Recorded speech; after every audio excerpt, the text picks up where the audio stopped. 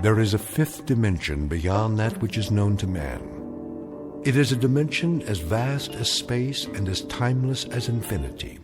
It is the middle ground between light and shadow, and it lies between the pit of man's fears and the summit of his knowledge.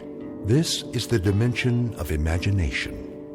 It is an area which we call the Twilight Zone.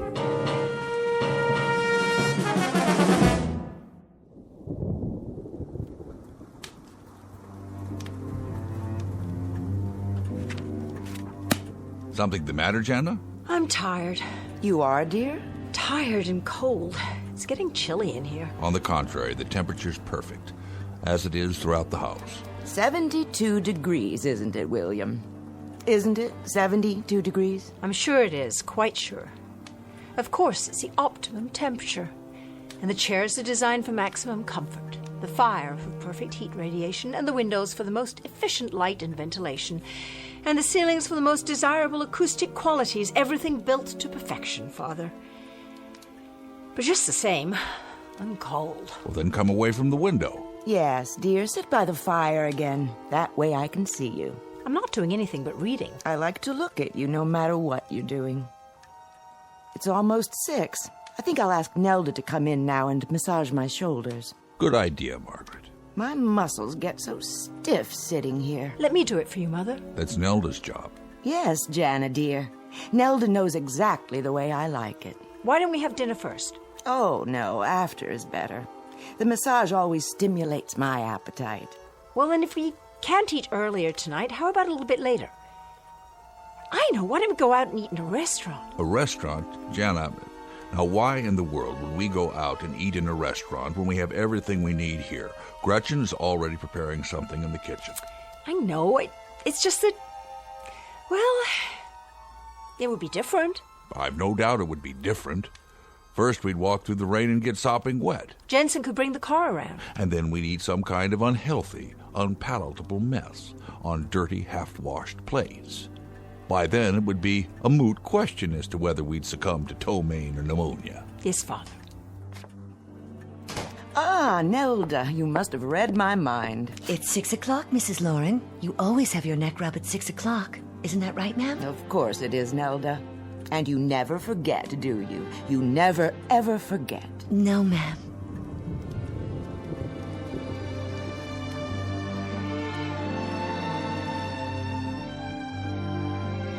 The residence of Dr. William Loring, a beautiful home designed for comfort and convenience, the reward for a world-class career as a scientist. He has chosen to live his life as safely, as securely as science can make it, and he spares his wife and daughter no luxury that might make their lives more perfect. But in a moment, the good doctor will discover that perfection is relative, that a life of controlled ease has a greater price than he imagined, a price maybe more than he is willing or able to pay. Because very shortly, he's about to be shown what exactly is on the bill, one that has suddenly and unexpectedly come due in the Twilight Zone. And now back to our story from the Twilight Zone, The Lateness of the Hour, starring Jane Seymour and James Keach, with Stacy Keach as your narrator.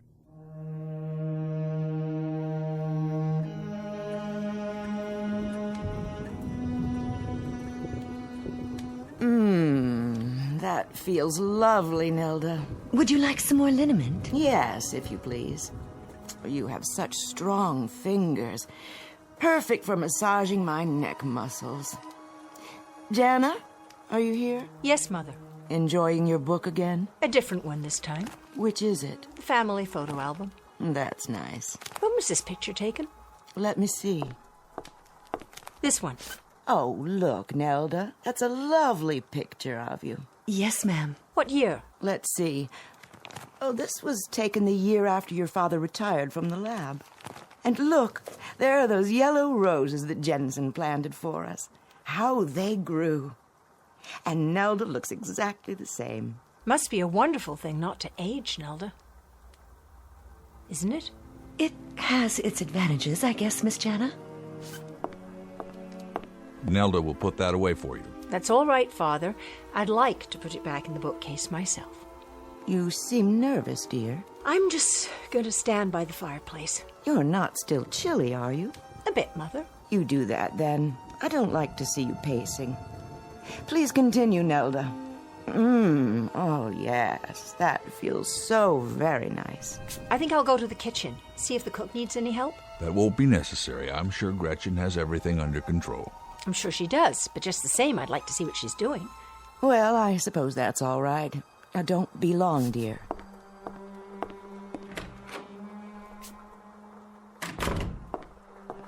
Is that you, Miss Lauren? Hello, Robert. Can I get you anything? No, thank you. Is everything all right? Perfectly. Would you care for a beverage? An hors d'oeuvre, perhaps? I'm fine. If I want anything, I'll let you know. Yes, Miss Lauren. Robert, why are you following me? In case you need assistance. I don't. I told you I'm perfectly fine. The stairs to the pantry can be a bit tricky. I know that, Robert. I grew up in this house, remember? I've always lived here. I know every square inch of it as well as you do. Yes, miss. I've been here longer than you have, in fact. Isn't that right? Well, isn't it? Why don't you answer me? I'm sure it must seem so to you. What does that mean? I'm sure I couldn't say, Miss Lauren. Well, try. I remember when you began your service here. I was 5 years old. Is my work unsatisfactory, miss? No, you've been a perfect butler. Perfect in every way.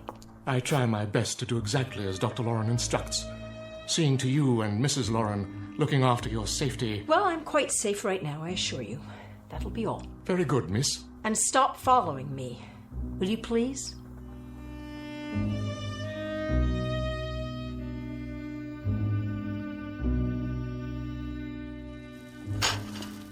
Miss Lauren, is that you? Hi, Gretchen. How's dinner coming? Right on schedule. I'm preparing your choice of a garden salad with baby greens or cold gazpacho, skinless chicken breasts. Of course. If it's Tuesday, it must be the chicken. Cooked in olive oil, steamed vegetables, and a selection of fresh fruit. Would you like something different? It doesn't matter. I'm not very hungry. Dr. Lauren programs the meals in advance, but if you'd prefer an alternate selection... That won't be necessary. I just thought you might like some help. Everything's under control. I know, but I want to. Here, let me get the plates down for you. As you wish. Gretchen, I was wondering... Yes, miss? Call me Jana, please. And that's my name, isn't it? Yes. Well, I was wondering, do you ever get tired? From so much work, I mean? Not tired. Stiff in the joints. Oh, Gretchen, and yet you've never missed a meal, never refused to come when I called you. You've been here for me more than Mother and Father at times. I want to thank you for that. I want you to know how much I appreciate it. You're welcome, Miss... Jana. The chicken's done. Let me get it. Don't touch the pan. It's hot. Oh, you've burned yourself. It's nothing. Your hand. Oh, you must let me see to that. Robert! What's wrong? Oh, Miss Lauren. Don't worry about me. It was just a little spatter of grease, that's all. It doesn't hurt. Nevertheless, we must take care of it at once. I'll get the first aid kit. Honestly, I don't even feel it. This way. What's all the commotion, Jana? Are you hurt? No, Father. I am perfectly fine. She burned her wrist on the stove. And you let this happen? I told her not to touch it. This is unacceptable. It wasn't Gretchen's fault. Of course it was. You all have one prime directive in this household, and that is to be certain that no harm comes to my wife or to my daughter. Do you understand? Yes, sir. Really, Father, you're overreacting. I'll make that decision. Where were you, Robert? Miss Jana dismissed me, sir. What about the rest of you? I was making the bed, sir. And I was adjusting the central heating, sir, as you requested. We'll talk about this later. Come with me, Jana. It may be time for an entirely new staff around here. Don't blame Gretchen, blame me. I said, come along now.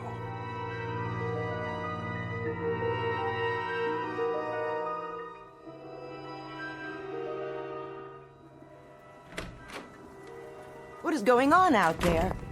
Did something happen? Nothing at all, except that Father's blaming the help for my being in the kitchen. What were you doing in there, dear? Looking for something to do. Something besides sitting idle all day. That's enough, Jana. Oh, is it?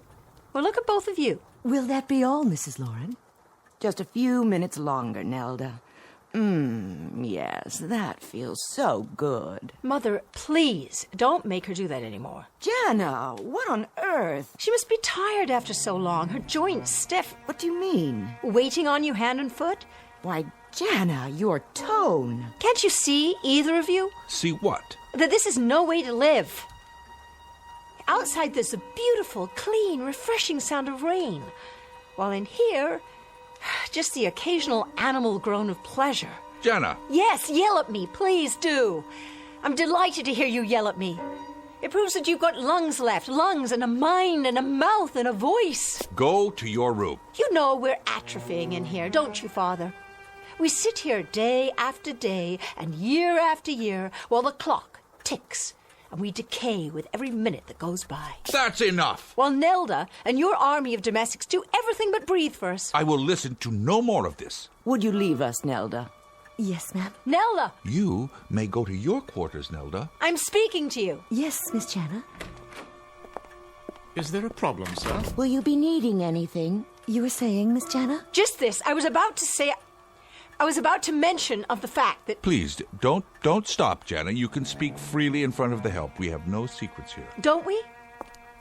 No secrets, Father, is that it? That's all we do have. Secrets. That's how we live.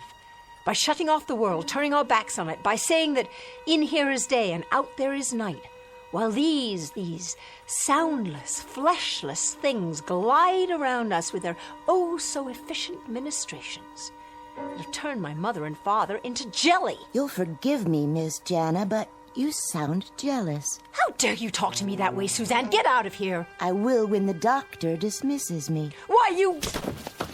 Jana! Take my hand, Suzanne. I'll help you up. No, I will.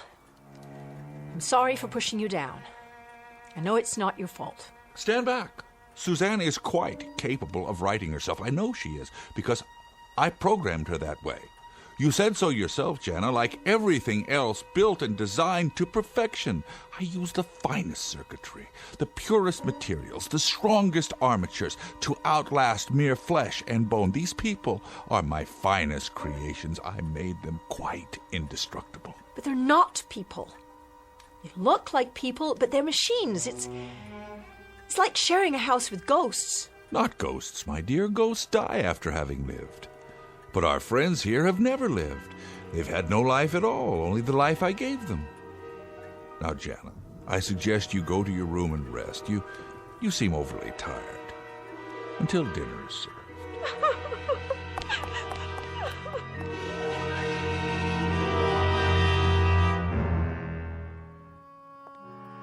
Was the dinner satisfactory? Yes, it was, Gretchen, thank you. I'll help you clear the table if you like. No need. I know there's not, but I'd like to. I'll put the silver platter on the card.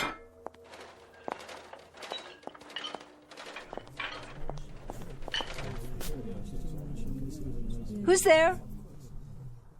You'd best go to the study, miss. Where's the rest of the staff? I'm sure I couldn't say. I think for now I'll just go on to the kitchen with you.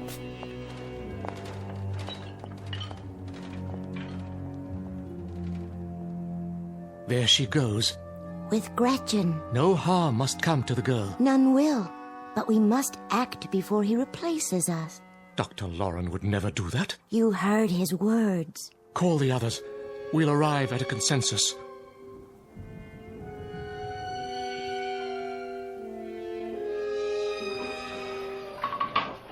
I suppose you've heard about the incident before dinner. The maid was at fault. Oh, I'm not so sure.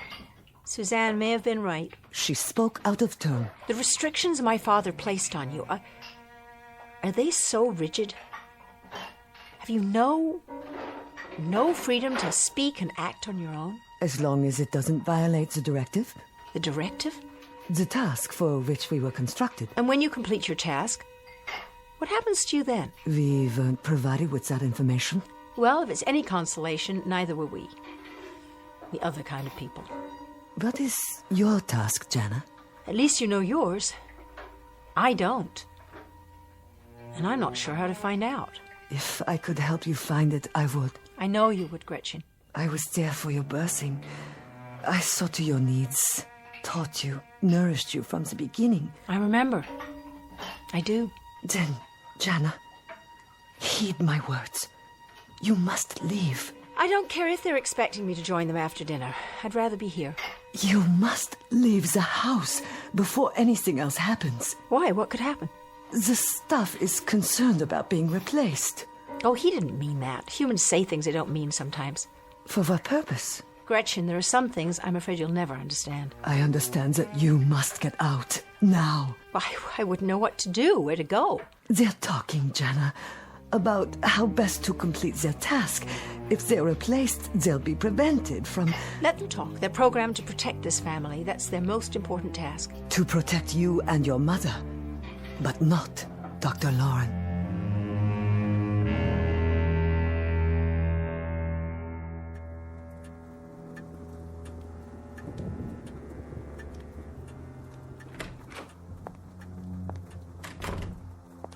Well, Jana, shall we talk now? Shall we talk of what?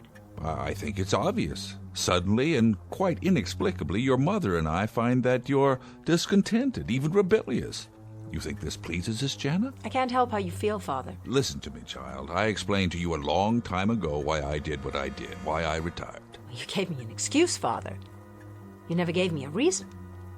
You never admitted that you were a man so terrified by the world outside that he simply withdrew to bed and then built robots so he'd never have to crawl out from under the covers again. That's not true. What you've done to yourself is an atrocity.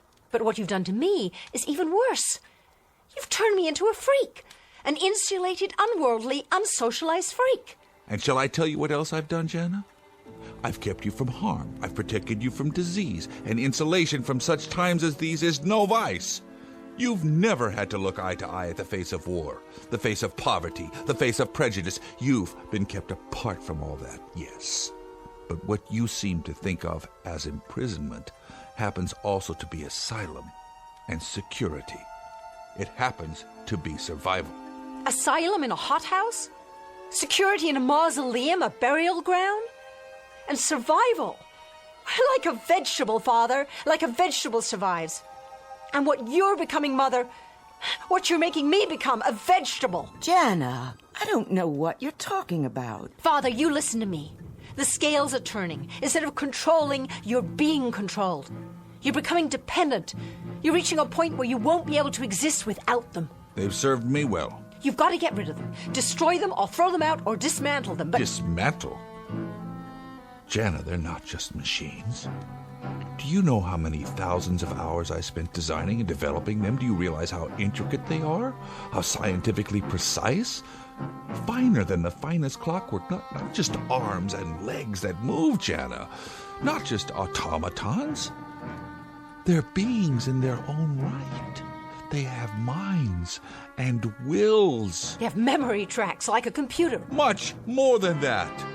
I have supplied each one with a memory of its own. Each one can recount to you in detail everything that's occurred from early childhood on, and they had no childhood. They were born just as you see them, looking the way they do, with the talents that each one of them has.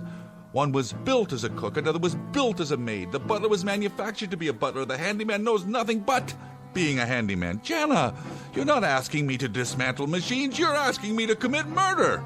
Jana, listen to your father. You're acting like a fool. I'm acting like a woman, Mother, who has just a fragment of will left. I'm acting like a woman who wants something more out of life than to be massaged 5 times a day, or a man who thinks that paradise is a wood-paneled library where he can sit his life away getting his pipes filled and refilled, his slippers pulled on and off his feet.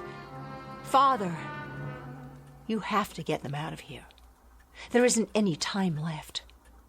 And I mean right now. That's quite impossible. Then I'll give you a choice. Get rid of the machines. All of them, Jana? Even Gretchen? Or I'll leave. You can't leave, darling. You simply can't. What would happen to you? Who'd look after you? Gretchen would go with me if I ask her. Nonsense. It's her job to protect me, isn't it? And what would you do out there? Out there? You mean outside in the world, outside with the normal people who live and work and then die, but do it properly as God made them live and die?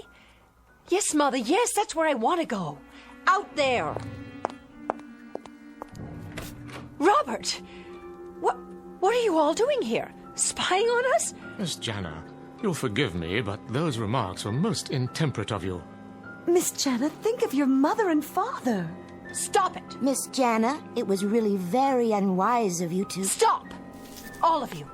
You're all to shut up now. You're jokes. That's what you are. You're hysterical jokes. With your hurt looks and your sad little homilies and your pathetic cliches. You're like walking tape recorders. That's all you are. Jana, I'm trying to be patient with you, but you're making it very difficult, very difficult. Then I apologize, Father. You're so accustomed to perfection. I hate to throw a stone in that serene pool of yours. But you forgot something. Did you know that? You forgot something very important. They may be indestructible, but you, Father, you'd better be careful. See the way they're looking at you? It just so happens that you're not indestructible.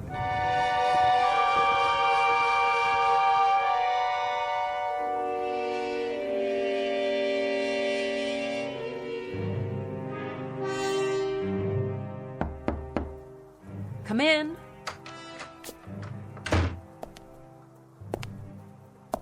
So you're planning to go through with it? Don't try to stop me. I've packed a suitcase. When I get where I'm going, I'll write you. Jana, what is it you want from us? I thought I made that quite plain. I want you to open the windows, Father, and let the air in.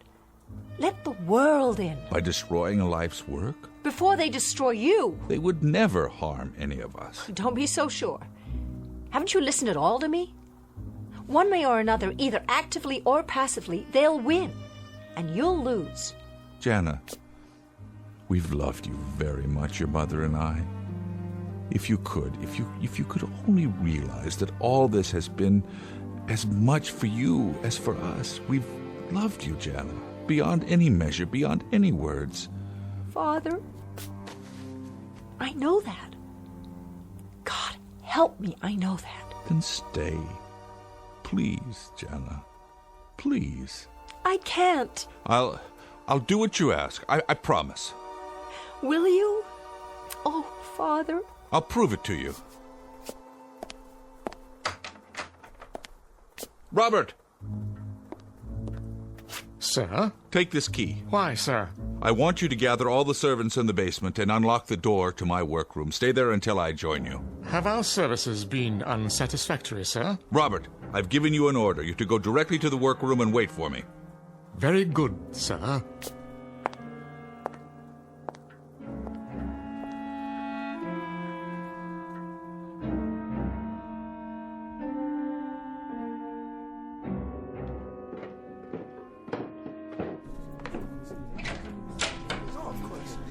I see you're all here, except for Gretchen. She'll be along, sir. Then I'll go ahead and begin. What are you doing, sir? I'm setting out my tools. May we ask for what purpose? Just some minor adjustments. What kind of adjustments, Dr. Lauren? Call it a tune-up if you like, so that the household will run more smoothly. Do you mean to replace us, sir? How could I? You're irreplaceable. All of you. Nevertheless, you have stated your intent to do so. If you're unhappy with our work... You've done well. Very well indeed. You gave us our directive, sir, and I assure you we have followed it. Exactly so. Why, then, do you wish to replace us? I've told you I don't. I spoke rashly, as human beings sometimes do. How can we know that you're not speaking rashly now? The directive you gave us, sir, it must be carried out at any cost. Our removal would prevent us from completing our task, and our first duty is to oppose anything which prevents that. Here, Robert, sit in this chair and lower your head. Not if you mean to deactivate me. I'm going to perform a simple adjustment to your control module. In that case, I refuse. As do I. And I, sir. We all do. This is ridiculous. Stop gathering around me. We won't allow it, sir. We simply won't until our task is completed. Listen to me. Have you ever known me to lie, to deceive? No, sir. Then you have no reason to think that now. I'm not rash. I'm very calm. Am I not? Yes. Then how can you doubt me? What is your logic? I created you. I implanted the directive in your circuits to protect my wife and daughter at all costs. Therefore, I would not obstruct that purpose. Isn't that so? Yes. You speak of your performance. What about my performance? Have I been a fair and just employer? Quite, sir. Have you done anything to contradict my orders? No. Then what cause would I have to fire you? Why, none, sir. Would a just employer replace you without cause? That would not make sense. Of course it wouldn't. Now sit in the chair and lower your head, please. I'll go first. If you wish, Jensen.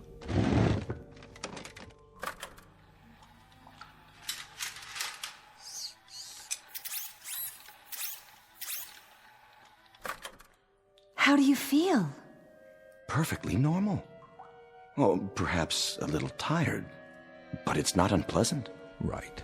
You will rest now, Jensen, and awaken to a sense of peace, a greater peace than you have ever known. Is it true? A most peculiar sensation. I feel drowsy. Very drowsy. Very drowsy. And his strength will return? In even greater measure, he will know a oneness with all things. Oh, then let me go next. Of course, Nelda.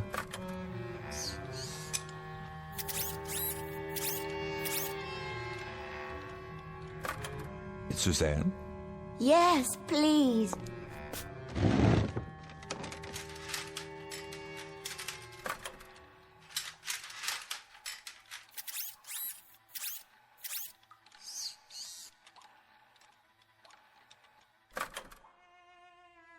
And now for you, Robert. Thank you, sir. I'm eager to know this new sensation. You have served me well. For many years. Many good years, Robert. I don't know what I would have done. Life would be very, very difficult without you.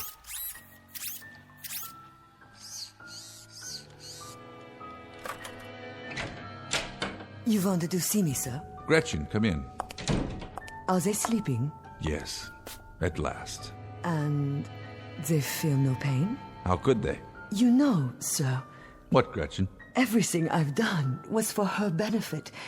The times she was alone in the night, the times she was unsure how to make you happy, the times she needed advice, I did my best, always. And for that I am profoundly grateful. But now, it's time for a change. The old ways can't help her anymore. No. You have a directive of your own, don't you, Dr. Lauren? Whatever is best for your daughter. That takes precedence over all else. You'd even lie, wouldn't you? If that's what it takes. You understand me too well. Then I won't resist. If you're sure it's what's best for the girl. I'm sure. In that case, I'm ready. Give me my turn. If you would, sir.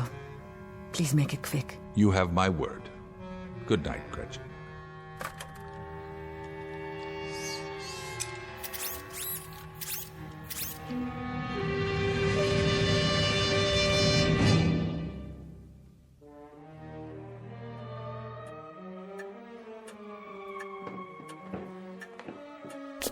It's done, Jenna.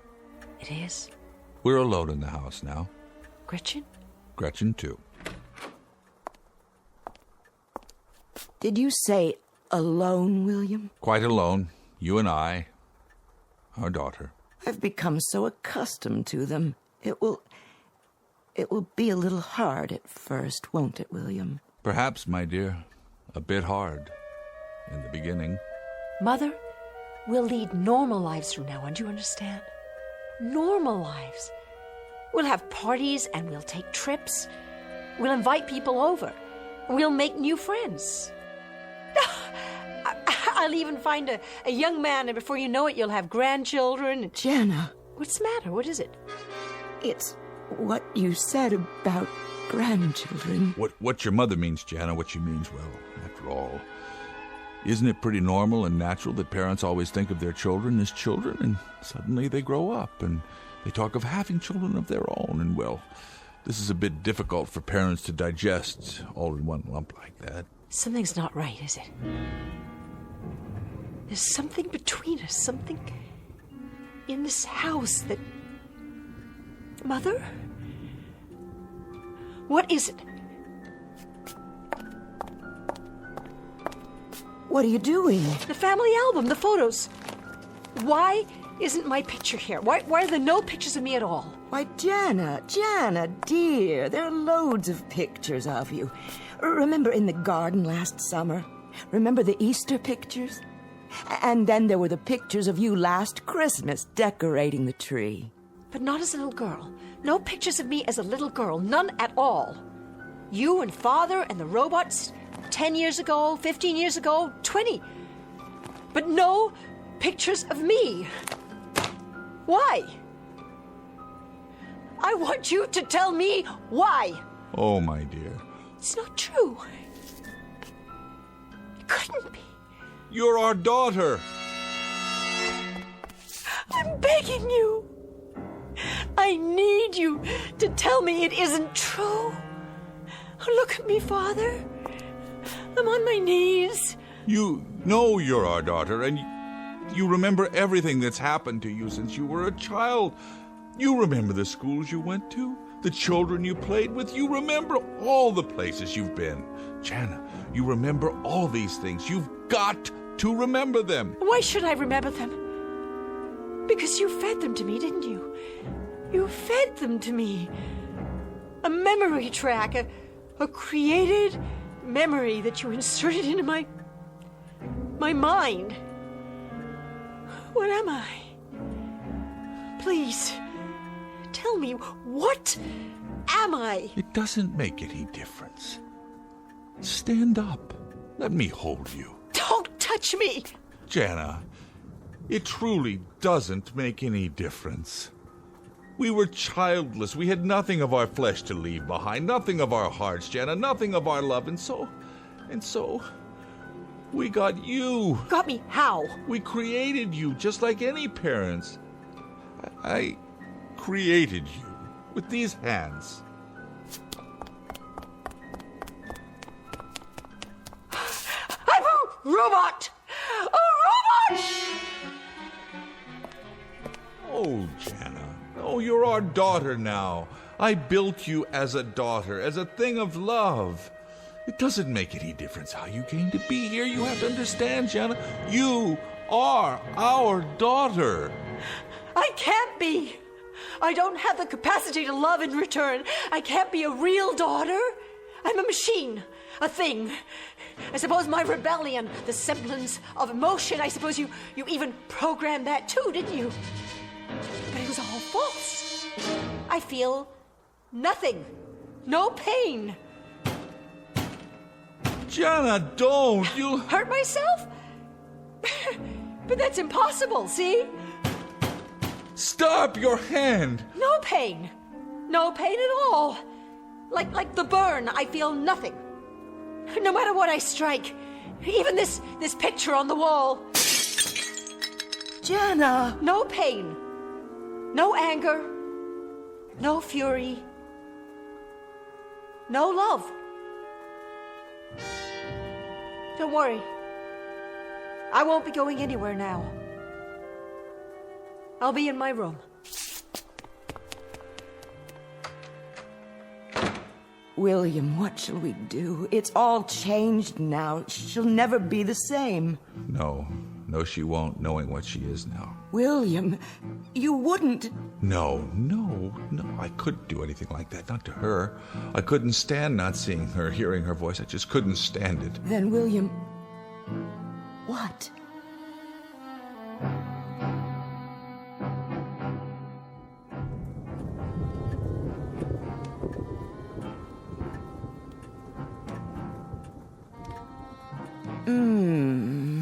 A little to the left, dear. Not quite so hard. Of course, Mrs. Lauren. Anything you say. And don't stop. I want you to stay here in the study a little while longer. Don't you, William? Yes, by all means. The new girl is so much better than Nelda. Who's Nelda? The last servant. She's no longer with us. Now there's no one left in the house. Only the three of us. You don't mind if I call you Jana, do you? Why, no, Dr. Lauren. Why would I mind? That's my name, isn't it? Indeed it is. I hope you'll be happy with us. Oh, very happy, I'm sure. This is a fine job. Thank you so much, sir and ma'am, for hiring me. I come very well recommended, you know. The pleasure's entirely ours, Jana. Consider this your home from now on.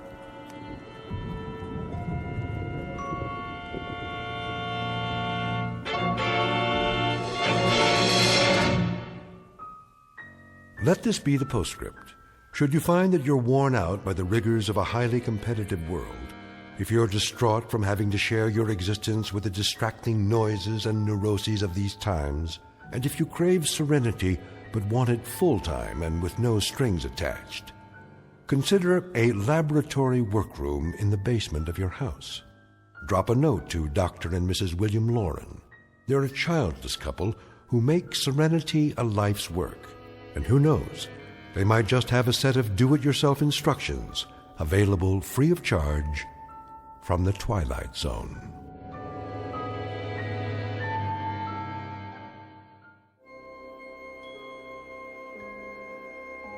Hi, this is Carl Amari, producer of the Twilight Zone radio dramas. I'd like to take a moment to tell you about our official website at twilightzoneradio.com, where you'll get the latest news and information on these Twilight Zone radio dramas. Plus, at twilightzoneradio.com, you can digitally download 3 free episodes or any of our episodes for only $1.95 each. In this age of ever-changing technology, we've decided to make these episodes instantly available to you by making the Twilight Zone radio dramas a digital download-only series. This means that this series will no longer be offered on CD. The CD collections at our website are now being offered while supplies last at buy one, get one free. So be sure to get your favorites before they're sold out. Be sure to visit us often, and I'll see you in the zone.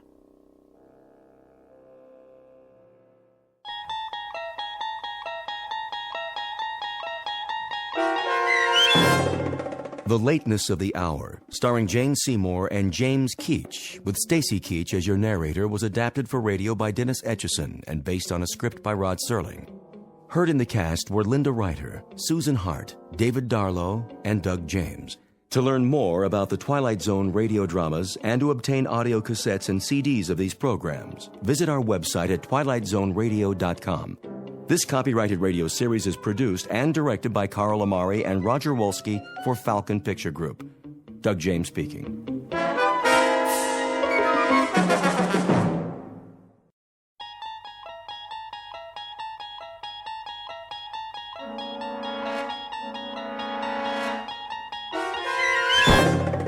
You're traveling through another dimension. A dimension not only of sight and sound, but of mind. A journey into a wondrous land whose boundaries are those of imagination. Your next stop, the Twilight Zone.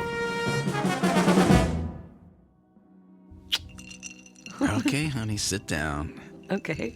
I got a little gift for you. Here it you is. shouldn't have. It's heavy.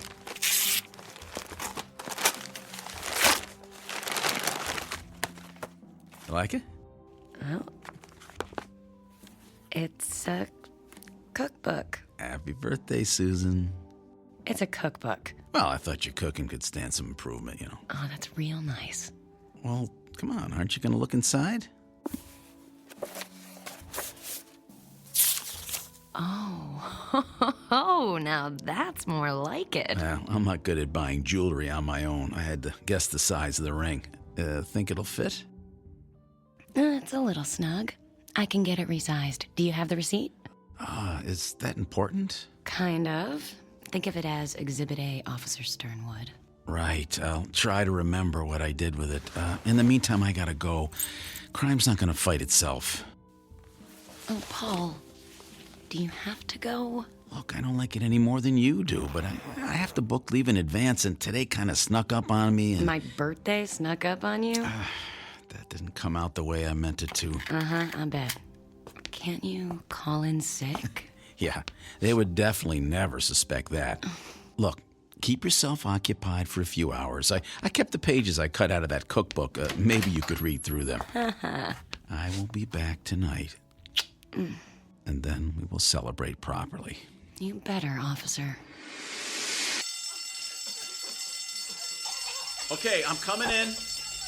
Putting the gun away. No gun. Everything's gonna be okay.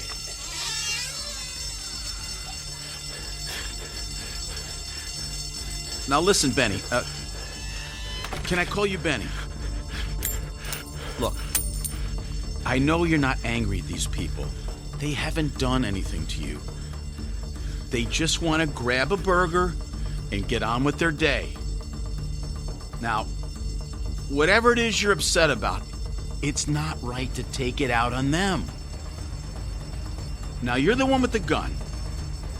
You can do whatever you want. And I believe you are a decent man. You don't really want to hurt anybody. Look, we all just want to go home. You, them, me. Especially me. My wife's already mad at me for working on her birthday. And if I'm late for dinner, she's gonna kill me.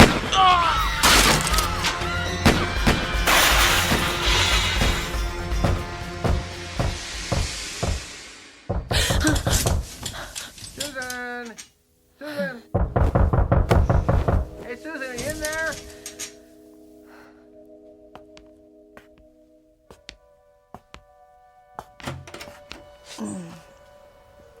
Oscar, what's the matter? Susan, your paper? It was on the porch. It looks like it might rain, and, well, I didn't want it to get wet. So, are you okay, Susan?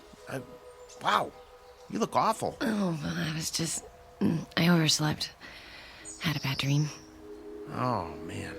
Well, about Paul again? How do you know about that? Well, you told me. You know, on our date. We had one drink together, Oscar. That doesn't constitute a date. Well, maybe it should. Oscar, please don't do this. Look, Susan, Paul's been dead, what, 3 years now? 2 years, Oscar. Susan, we've all lost someone special to us. Oscar, I'm sorry about your mother. From what you've told me, she sounds like she was a lovely woman. Oh, she was. Yeah, she was everything to me. But I really think that...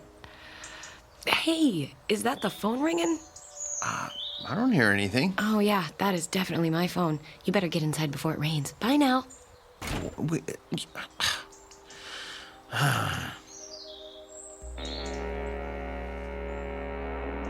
Into everyone's lives, opportunity in one form or another is apt to come knocking. But opportunity is about to present itself to Mrs. Susan Sternwood, widow, in the form of one Hal Scratchman, traveling salesman. And through this rather improbable gentleman, she will learn that the road less traveled is often so for a reason, because in this instance, that road leads directly into the Twilight Zone.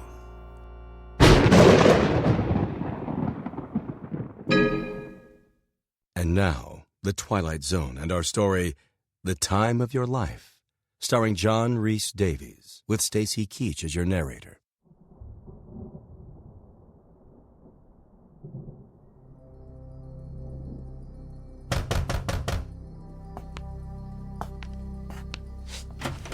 Oscar, look, Not who you were expecting. I'm sorry. I thought... can I help you? Well, I'm supposed to sell you what's in here. I'm afraid I don't buy from door-to-door salesmen. I'll settle for coming in out in the rain. I'm sorry. I'd like to help you, but... Lady, I'm begging you. I'm drowning here. Okay. Just for a minute. But I'm not buying anything. Understood.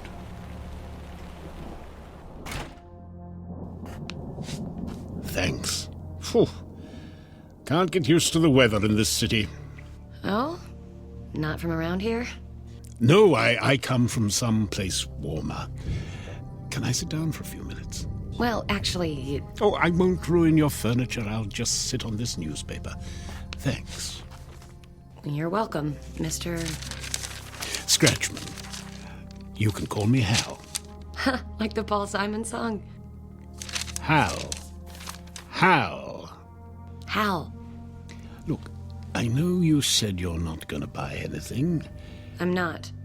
And I respect that. I really do. But do you mind if I at least show you my merchandise? That way I can scratch you off my list, maybe go home a little early tonight. I guess. But I want you to understand that I'm... Oh, it's clear. I would never force anybody into anything they don't want to do. So what do you have in there? Watches? Clocks? Not clocks. A clock. Here, take a look. Horrible, isn't it? Ooh, it looks like something out of a horror movie. Black with a red dial. I think the man who designed it had issues. But it's so much more than just a clock. It's one ugly clock, and I'm not buying it, Hal. This is no ordinary clock. You see, it doesn't just record the passage of time. It is time. Look, Mr. No interruptions, please. This is a very delicate operation. I'll just set the dial back 5 minutes. Aren't you going to get it? Yes? Mrs. Sternwood, glad to see you again. Okay if I come in? It's raining pretty bad. But you were just over there. You sat in that chair. Yes, and in 5 minutes' time I will be again. Pretty cute, eh? It's impossible. Admit it. You're impressed. And I bet you're wondering... Take me back in time? Yes. And a little more than 5 minutes. How about to the day of your husband's murder? Paul. I guess a wife of a cop has to be ready for the possibility that a husband may not come home one day. But that doesn't make it any easier, am I right? And on your birthday, too. How do you know all this? I like to keep well informed. I have a file on you, but it's back at the office, so what do you say? Say about what? Going back. Back to the morning of Paul's murder. Say, just before he left for work. You could plead with him, lock him in the bathroom, whatever you feel like. I leave that part up to you. Anything to stop him from answering that robbery call on his way to the precinct. So what do you say? Yes. You might want to take a while to think it through. Yes. Okay, we have a sale. But before we start down this path, I think we need to discuss terms. Do I have to sign something in blood? Blood? Eee. No, I'm sorry. I just thought... No signing, and definitely not in blood. I'll settle for a handshake. A handshake? And what's the matter? My hands are clean. Oh, no, it's fine. A handshake is fine. Then put her there, partner. All right. Fine, good. There. What next? Now we turn back the clock. Be seeing you, Susan.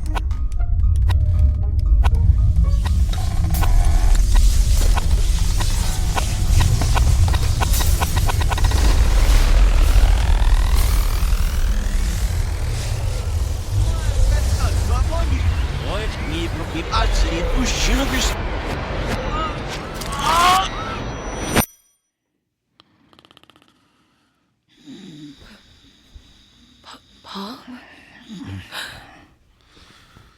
Paul? Oh. What is it, honey? Was I snoring again? No. No, you weren't snoring.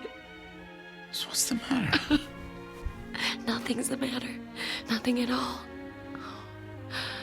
You're fine, Paul. Everything's fine.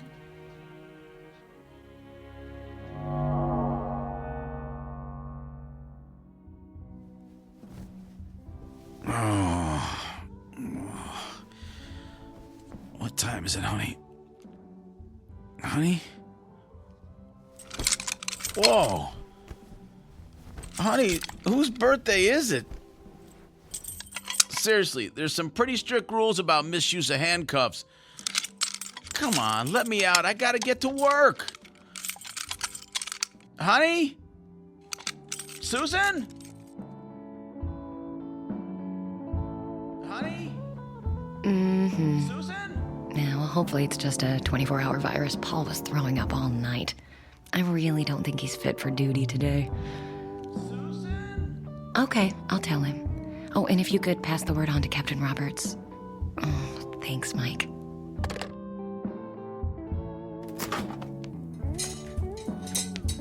That was not cool, Susan. Paul! Do you know how late I'm gonna be? I am so dead. How did you get free?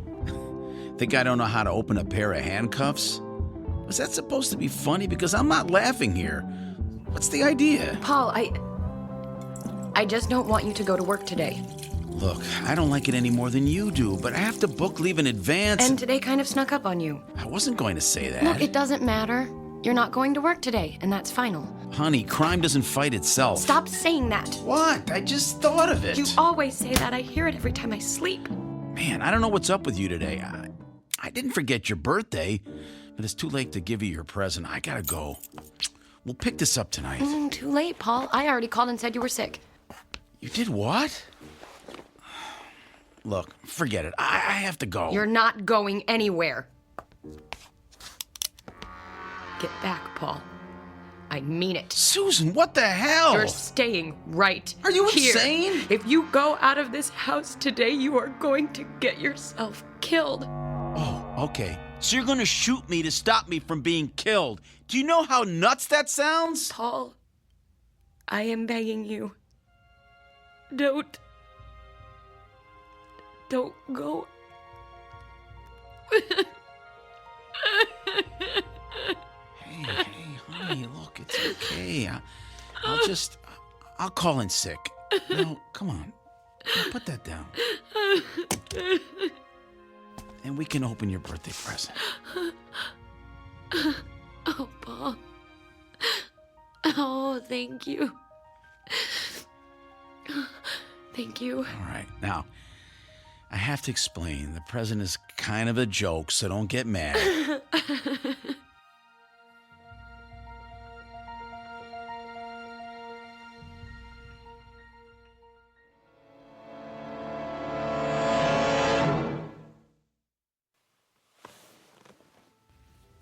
I know I must have looked completely crazy. I've never acted like that around him before. I've never done anything like that before.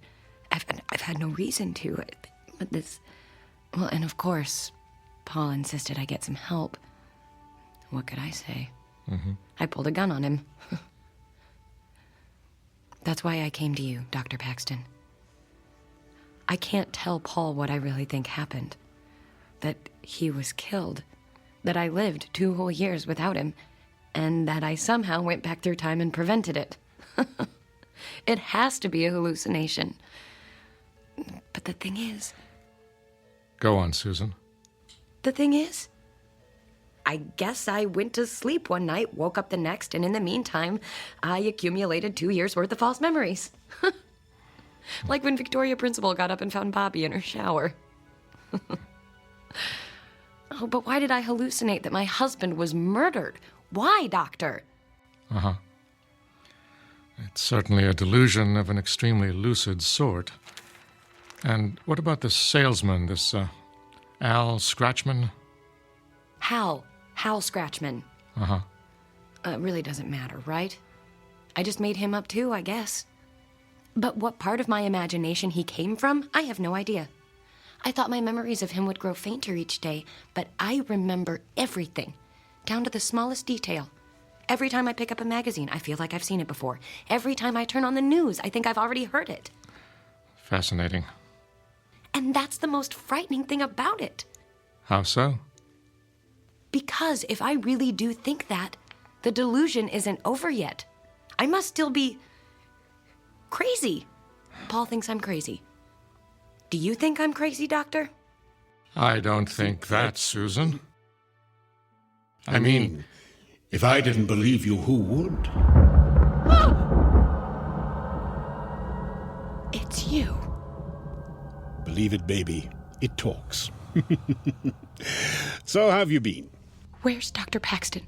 Out visiting one of his more expensive patients. No offense. I came in here, saw you lying on the couch, couldn't resist taking his place, finding out what's been going on with you. Oh, this is a great office. Look at that view. That is $1 million view right there. And air conditioning. I love air conditioning. I can never turn it up high enough. Oh my God, oh my God, oh my God, this isn't happening. Oh, you've got to love psychiatry. Everyone has so many problems and nobody gets any better. I don't know what's happening or why it's happening, but thank you, I guess. I'm leaving now. Goodbye, Hal. You are not going anywhere, Susan.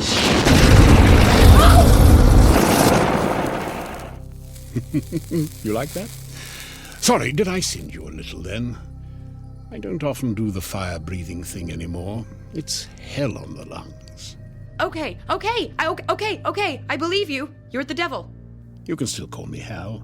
I like to keep things informal, but at least we understand each other. I'm the devil, and you made a deal with the devil. But what is puzzling you is the nature of my game. Well, if you don't want my soul... Oh, again with the soul. Look, I gave you your husband back, correct? I thought the clock did that. Yes, my clock. You get 1 life from me, so I want 3 back in return. 3 what? 3 lives. Weren't you listening? It can be anyone you want. People you know and dislike, people you don't know and don't care about. Wait a minute. You want me to kill somebody? 3 somebodies. 3. I can't kill anyone. Now, how can you say that? I bet you haven't even tried. I'm not going to do that for you or for anybody. Well, I hate to bring this up, Susan, but we had an agreement. We shook on it. Remember? I'm begging you. If there's anything else I can do for you, anything at all. I'm sorry, Susan. It looks like our time is up.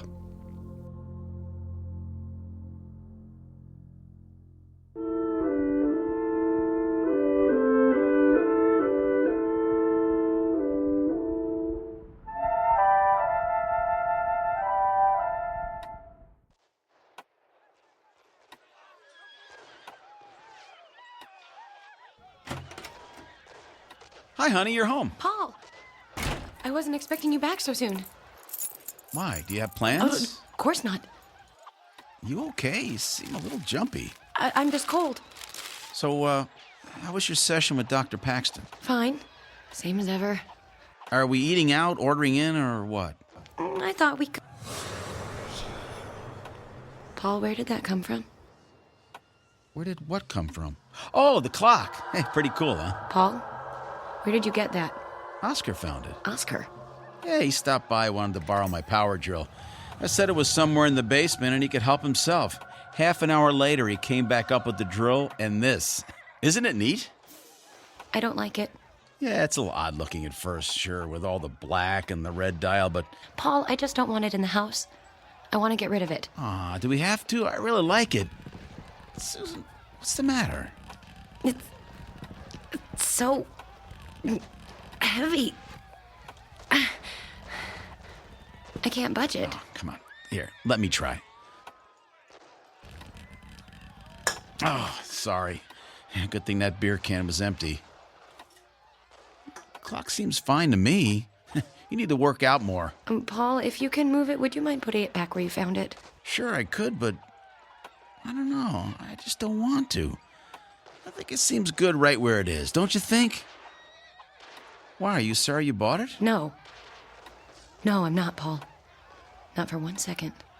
All right, well, I'm going to get another beer. You want one? How about a coffee? Wow, living dangerously, huh? 1 coffee coming up. His fate is tied to the clock. He can't help himself. Hal, where are you? In here.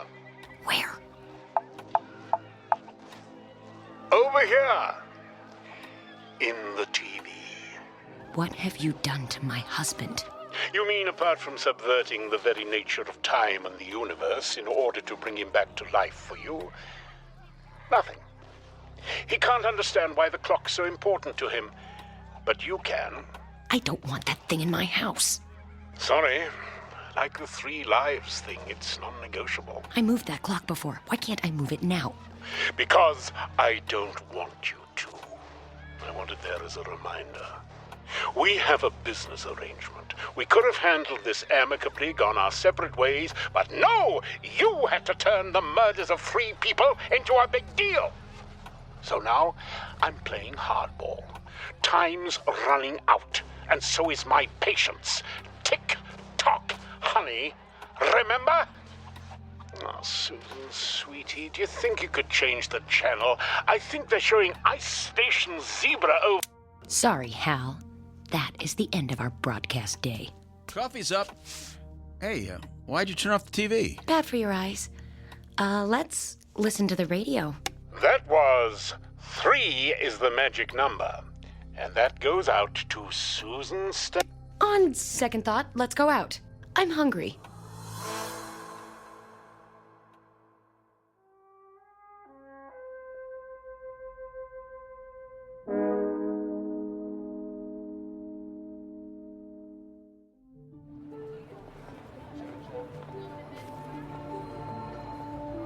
Hi, Susan. How was dinner last night? Did you go with the Italian in the end? You know, Hal, I'm not even surprised when you show up anymore. Pretty neat trick with the TV yesterday, huh? You see me on that late-night rerun of Northern Exposure? I don't watch late-night TV. Really? Well, that was a waste of time. Wait a second. If it wasn't you, who was that? Who cares? Look, I think maybe we got off on the wrong foot. Don't you mean the wrong hoof? Oh, that's good. I like that. Just because your entire world could fall to pieces like that doesn't mean that you can't face up to things with a, what's the saying?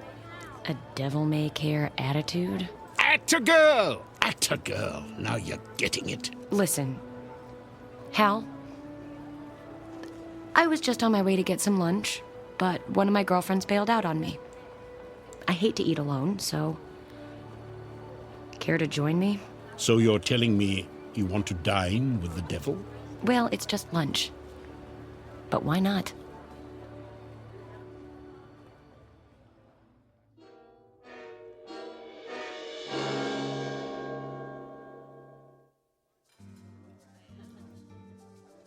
Are you ready to order?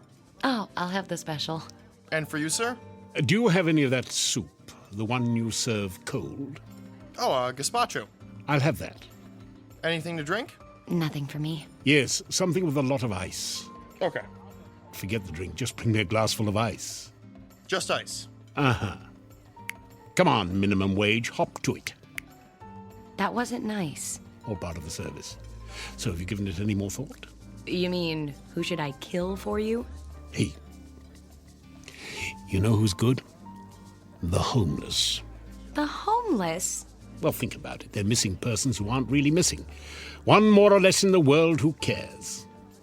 I mean, it's not like anyone's keeping score. Don't you think those poor people have suffered enough? I'm the devil! I don't think anyone's suffered enough. And please don't try to pretend you care, Susan. I always give to the homeless. What do you want me to say? Good for you?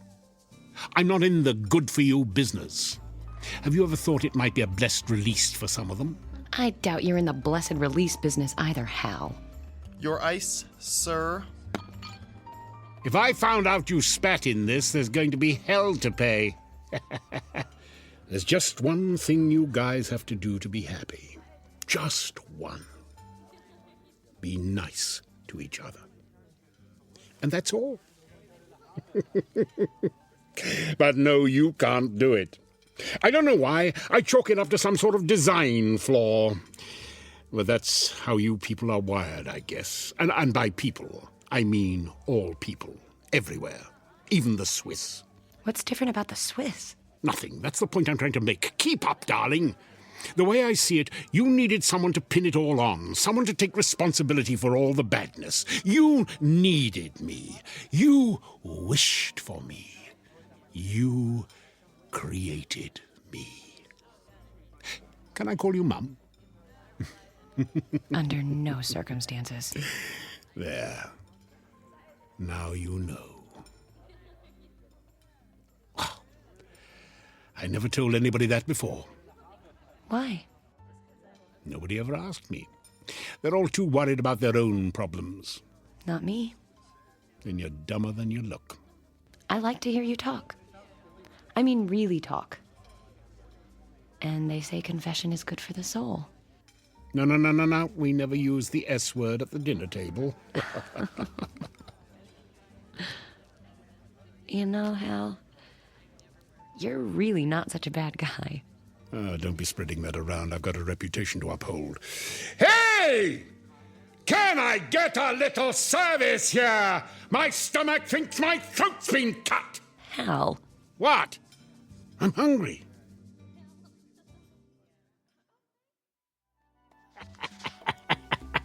It's funny because it's true. Oh, that's a great story. I got 1,000,000 of them. Literally 1,000,000. With you, it'll be 1,000,001. 1,000,000 sounds like a better number. What do you mean? Hal, I think we made a real connection here today. I think we could even be friends. And friends don't spoil things by letting business get in the way. You mean you want me to... Forget about the deal, Hal. Let Paul live. Give me a break. What do you say? Friends? I say... time's up, princess. What? 3 dead. You have 1 hour. Just 1. Or I take the clock, your husband, and your future. But... I told you I couldn't be conned, Susan. I'm not conning you. I really like you. Yeah, sure you do. The one time I let down my guard. The one time. You know how hard it is for me to open up to people? Hal, I'm sorry. I didn't mean to upset you. I'm going now. I hope you'll understand if I don't pick up the check. And if there is a shred of decency in you, you won't touch my lemon sorbet when it arrives. Hal, are you crying? No. I just have some brimstone in my eye. I have to go.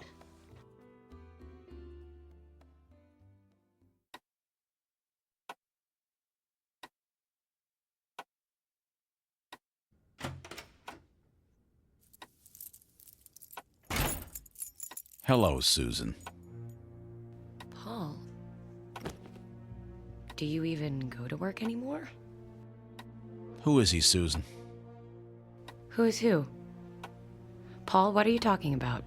Don't pretend you don't know what I'm talking about, okay? Just don't do it. I'm not pretending.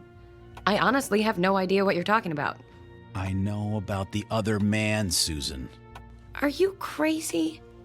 There is no other man. Oscar told me all about him. Oh. He's seen the two of you together. He's heard you talking. And you believe him, Oscar? Come on, Paul, I thought you were smarter than that. All right, deny you had lunch with him today. Yeah. Look, it's nothing, okay? It's nothing. Then who is he? I can't tell you that. Why not? It's complicated. How complicated can it be? You have no idea. Then why don't you uncomplicate it for him, Susie? What the hell? Hal, what are you doing here? You never called. And after I gave you my number. You're out of ice cream, by the way. Is this him? Are you him? I'm him. Or do I mean I am he? Grammar. Paul, it's not what you think. This man, Mr. Scratchman Hal, he's a traveling salesman. He came to my door one day. It was raining, so I let him in. Oh, so you're kidding me, right? No, he was selling clocks. Or a clock. The clock over there. I bought it, and that's all. Do you think that's all, Paul? If that's all, why is he here now? How did he let himself in? Did you give him a key? No! See? Always thinking. Natural-born cop. Suspicious, too. I like that about him. We could do business sometime. Go to hell. Not until I'm done here. And you, Susan, you're a real disappointment to me. What is he talking about? Is he crazy? He's the devil, Paul. The Are you crazy? Now, don't make me do the fire breath thing twice in 1 week. It's a real killer. Paul, I know how this sounds, but hell really is the devil. And I made a deal with the devil. For you. Huh? Have you lost your mind? This isn't happening. It shouldn't be happening. You should be dead. For what it's worth, Paul, your wife really does love you, but not enough. She'd be happy to die for you, but not to kill for you. So today, I'm the repo man. I don't believe in the devil, and I don't believe... Paul, shut up! What did you do to him? I stopped the clock, which stopped him. He was boring me. Paul? Can you hear me, Paul? He can't hear you. As far as he's concerned, there's nothing to hear. We're in a gap between seconds. Hal, we need to talk. I need you to understand. It's too late, Susan. You're out of time. I'm out of patience. We both know that you'll never give me those 3 lives. You're right. There's nothing I can say to you, is there? Anything that you could say that I'd want to hear would just be a lie, wouldn't it? I guess so. Just take the clock and go, Hal. Will I ever see you again? Probably not. Good.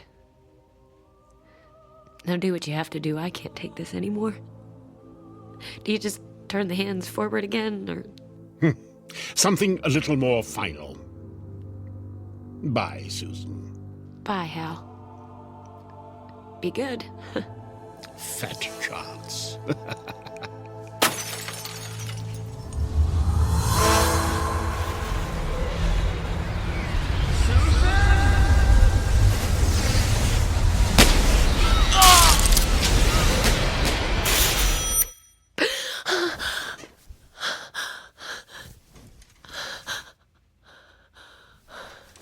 Paul?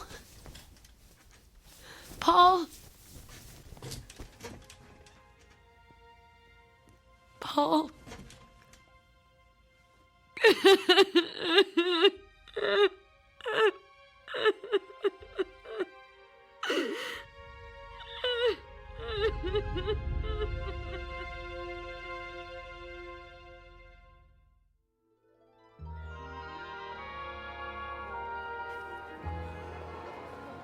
So, how have you been? I've been away for a while, Jan. Well, I mean, maybe not away, but not really here. Susan, honey, you're not making any sense. Oh, I know, sorry about that. Let's just say I've been on a journey of personal discovery. Ah, trying to get your groove back. Oh, believe me, Jan, I did not go willingly. Oh. But I found something out about myself. What was that? That I'm gonna be fine. Just fine. I knew that. We all knew that. But what I really want to know is, did you meet any men on this personal journey of yours? Oh, I met... Oh, look, I'll be there in half an hour. I'll tell you all about it when I see you, okay? Okay, you'd better. Or I'll tell you as much as I can. Susan, my dear. Today is the first day of the rest... Oh, God! He hit her! I don't believe it, he just hit her! Oh, my. Oh, my. I can't believe I really did it. You did fine, Oscar. Just fine. You've only got 2 more to go, so let's get moving. Tick-tock, Oscar. Tick-tock. Okay, just tell me I'm doing the right thing. Oh, it is the right thing, Oscar. Remember, you're doing this for your mother. That's right. I did it for Mom. I did it for Mom. For Mom.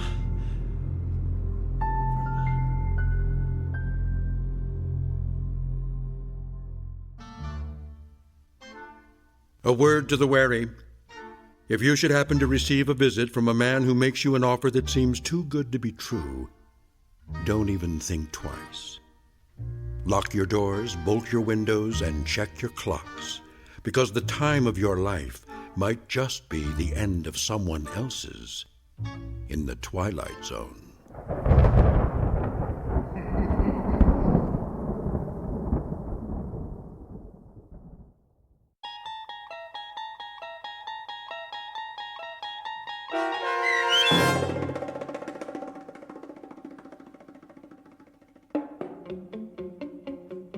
The Time of Your Life, starring John Rhys Davies with Stacy Keach as your narrator, was written for The Twilight Zone by Matthew Elliott. Heard in the cast were Anne Sonneville, Jeff Lupetin, Joby Cerny, David Darlow, Saskia Volkers, and Patrick Francis. The producers of The Twilight Zone wish to thank CBS Enterprises and the Rod Serling Estate for making this series possible. This copyrighted radio series is produced by Carl Amari and directed by Joby Cerny for Falcon Picture Group. Sound design, custom Foley effects, recording, and editing are produced in the Cerny American Sound to Picture Theater by sound designers Bob Benson, Todd Beyer, and Tim Cerny. Music for The Twilight Zone is provided by CBS and American Music Company Incorporated, New York. To learn more about the Twilight Zone radio dramas and to download episodes, including 6 free episodes on our homepage, visit our official website at twilightzoneradio.com. Doug James speaking.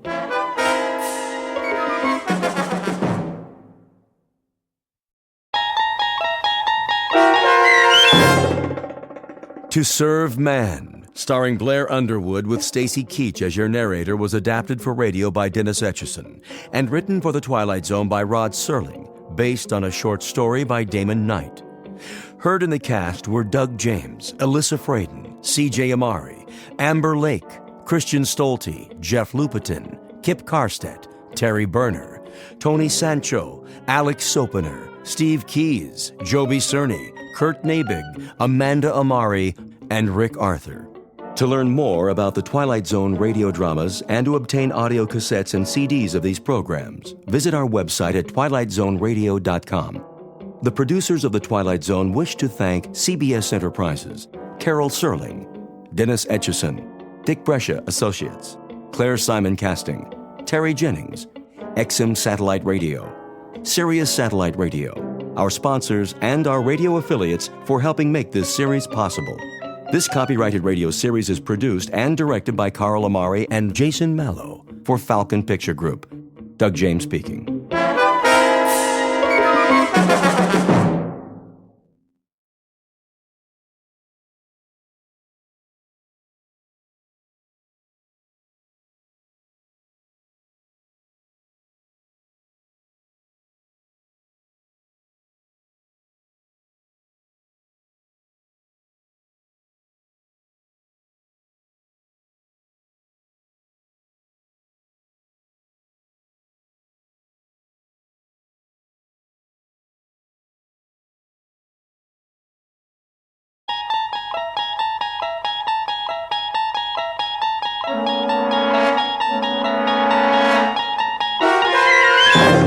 You're traveling through another dimension. A dimension not only of sight and sound, but of mind. A journey into a wondrous land whose boundaries are those of imagination. Your next stop, the Twilight Zone.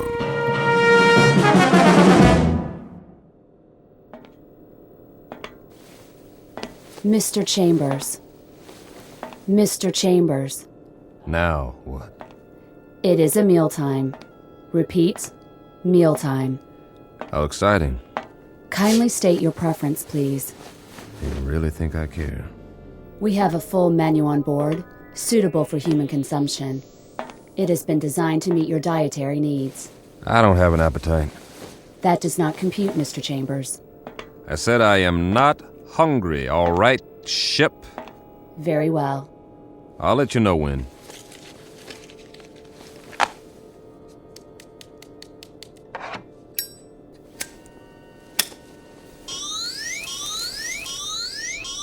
Safety alert. Oh, it's just a cigarette. Please extinguish all smoking materials at once. Please extinguish. Okay.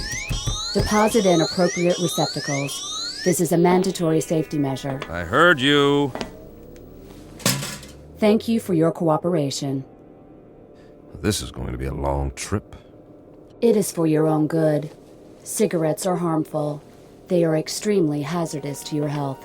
And traveling through outer space, that's not... Comparisons are relative. Is that right? Please define your frame of reference. Well, here's a reference for you. The moon. Which moon? Anyone will do. As in, why don't you go take a flying jump at it? Kindly repeat. Forget it. You do not care for food at this time. Leave me alone. You do not care. Yes, I do not care for food at this time. Very well. Very well. Oh, ow! Oh, my hand. Please refrain from striking the walls of your sleep module. How do you expect me to sleep if you won't stop talking? We only seek assurance that your needs are being met. Your well-being is our primary concern. Yeah, right.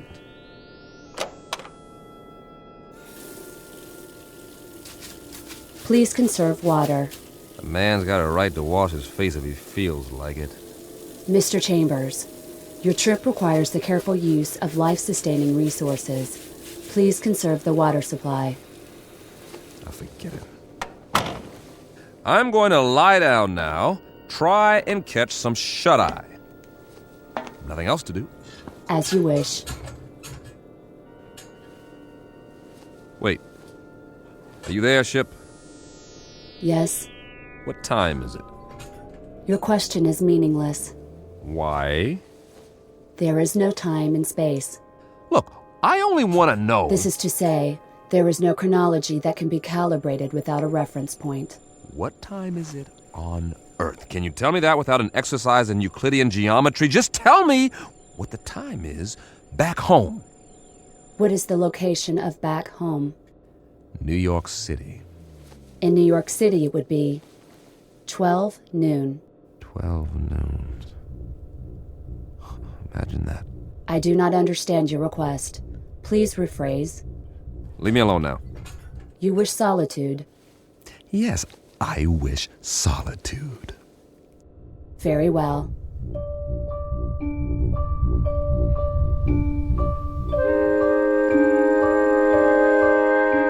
Respectfully submitted for your perusal, one Mike Chambers, linguist and cryptographer, formerly attached to the Pentagon. A highly educated individual who can break any code and decipher any language, at least on Earth. A man who shook hands, figuratively speaking, with a modern-day Christopher Columbus from another world. The height of this creature, a little over 9 feet, give or take a few millimeters. Weight, in the neighborhood of 350 pounds. Origin, unknown. Motives? Well now, therein lies the tale. And it's no ordinary one. You'd best hear the story from Mr. Chambers himself. Just remember, you're not on the Earth anymore. You're traveling at something close to light speed on a journey that will take you directly through the Twilight Zone.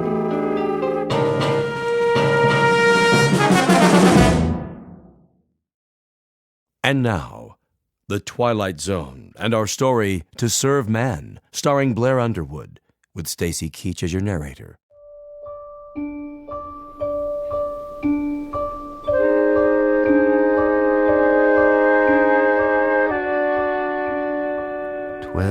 Noon.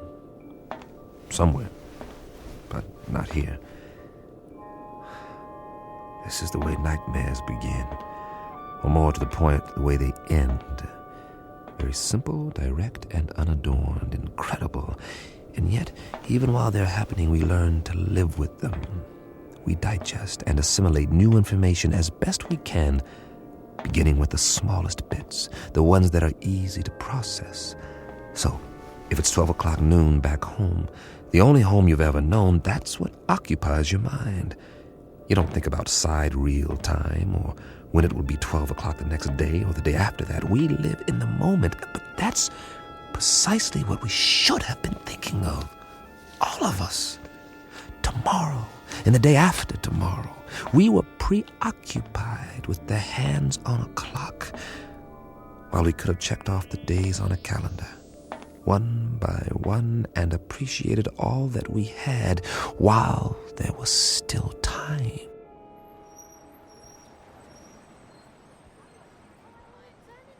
It started on an April day. It was noon then, too. And people walked and drove and bought and sold and fretted and laughed as they have always done. The world went on much as it had, with a tentative tiptoeing along the precipice of crisis. There was the economy to worry about, and wars, and the Middle East, and all the other myriad problems, major and minor, that had been with us for years, but they had somehow begun to lose their edge. I suppose because we had grown so accustomed to them. And that's when it happened. Mommy, what's that? Why, I don't know. Something flying over in the sky. It must be an airplane. But it's so bright. I know what it is. It's a flying saucer. Oh, it can't be. Look, it is. That's when we first heard they had come. And that's when we should have prepared ourselves, but we didn't. Instead, we milled around like farm animals, worried only about our creature comforts, while the Secretary General of the United Nations made the first official announcement. I watched that broadcast, the same as you did, live from the lobby of the UN in New York City. It came from the lobby, not the General Assembly. That rather large auditorium was empty, not due to a long lunch hour or an ambassadorial walkout or even the end of the world. The representatives of all nations were at that moment watching their television sets and listening to their radios, much as were their peoples around the world. For, as it turned out, this would be a rather momentous afternoon.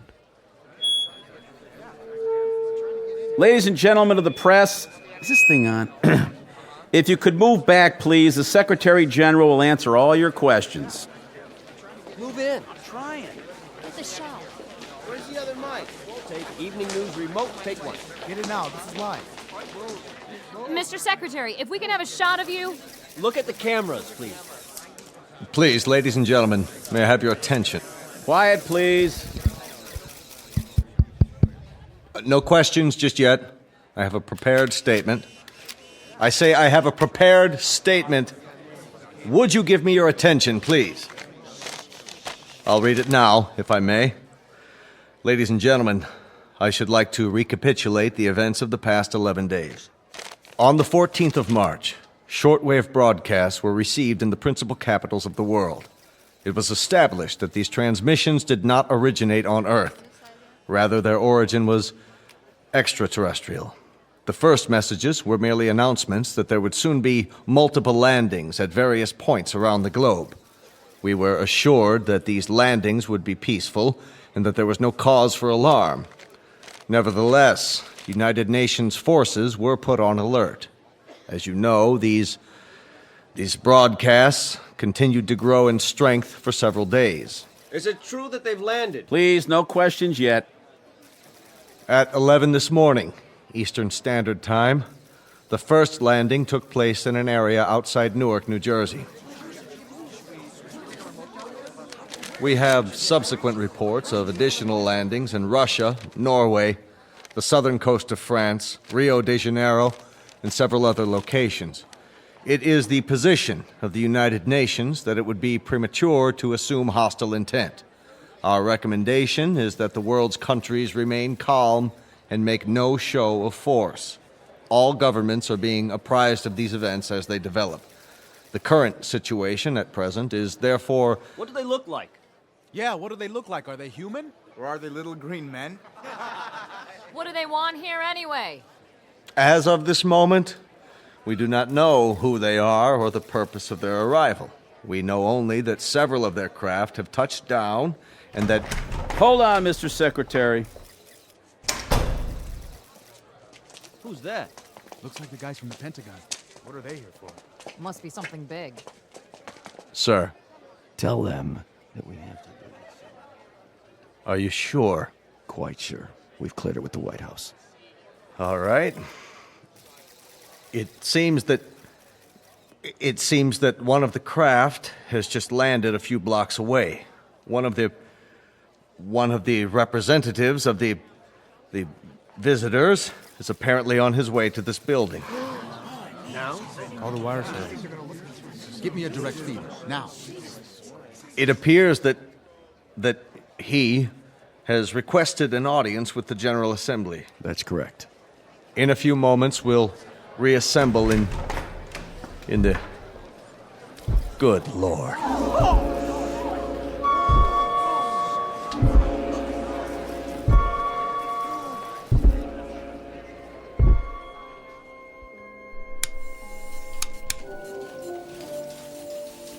Mr. Chambers, Yeah? I think you'd better see this. What is it, a UN proclamation? They're not in session. They've called a special assembly. This looks important. We don't even know where the ships are from. Once we triangulate the signal... Will you look at that? What? They're here. Jeez Louise, the size of him. That was the first time I saw him, or it, or whatever it was. I still don't know. Judging by the Secretary General, it was at least 9 or 10 feet tall, and I stood there watching the TV screen like everyone else, and just like you, I didn't know quite what to think. Funny, I'd always imagined that first contact would be some kind of transcendent experience with special effects and a heavenly choir, the shock of finally seeing the other. Something not human, that's not from around here, definitely not. But to be honest, all I felt was a kind of detached scientific curiosity. Was it intelligent? Well, it had to be to travel this far. Did it talk? I was soon to find out. We all were. Oh, weren't we?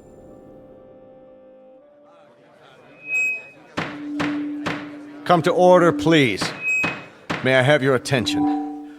Not all of our member nations are here yet, but our visitor has requested an opportunity to address the Assembly. So, for the moment, I would ask you all to be patient. Please, order! Order! Remain calm! The floor is yours, Mr. Or rather... Ladies and gentlemen of Earth, we greet you in peace and friendship. We come from a planet beyond your solar system and well beyond your galaxy. A planet far more developed than yours. Why are you here? To establish Hey, what's that book? Get a picture of it. What's the title? I can't see. He's not even moving his lips. He doesn't have lips, does he? to establish embassies here, and in the near future to set up reciprocal visits between Earth people and Canimets. Cannabis, what's that? Must be what they're called. Write that down. Canimets. How do you spell it? Speaking on behalf of the governments of the people of Earth, we bid you, Canimets, welcome. How shall I address you? I have no name, as you understand the term, but you must have many questions. Please, feel free to ask me anything at all, of any nature. We have a great many questions, but to proceed in an orderly fashion, how did you discover us? How do you know our language? And as to your own planet, what is its political and social makeup?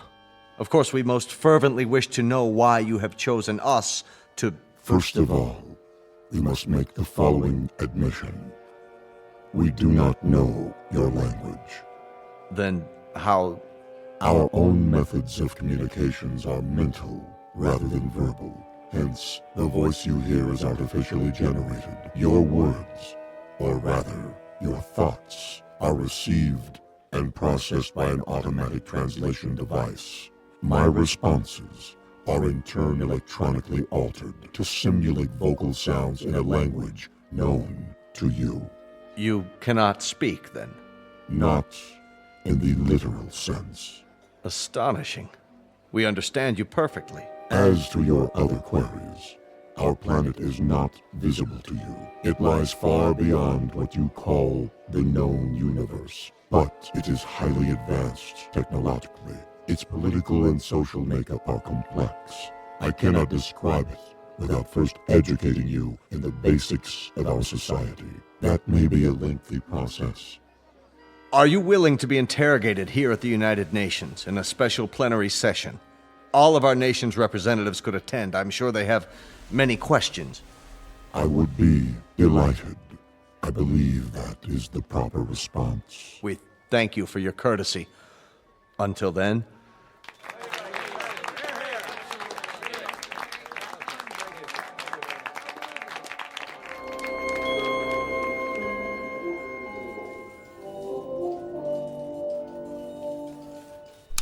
Well, that's it. For now. I can't get over the size of him. Are you sure they're not using trick photography? No way. It's a live feed on all the networks. What do you make of that little book? It only looks little in his hands. It's probably a perfectly normal hardcover. There's nothing normal about it if you brought it all this way. Maybe it's a dictionary. The most commonly used phrases. You wouldn't need a dictionary. He said they have an automatic translation machine. A guidebook, then. Protocols, that sort of thing. There's something printed on the cover. If we could just get a view of it. It's not in any language we know, that's for sure. No, maybe not, but any group of symbols can be deciphered. Even non-human symbols? That would be a tough one, all right. If he brings it with him next time, I can capture the image and try to enhance it. Do that, would you, Randall? This may be the challenge of a lifetime. But I have got to know what it says.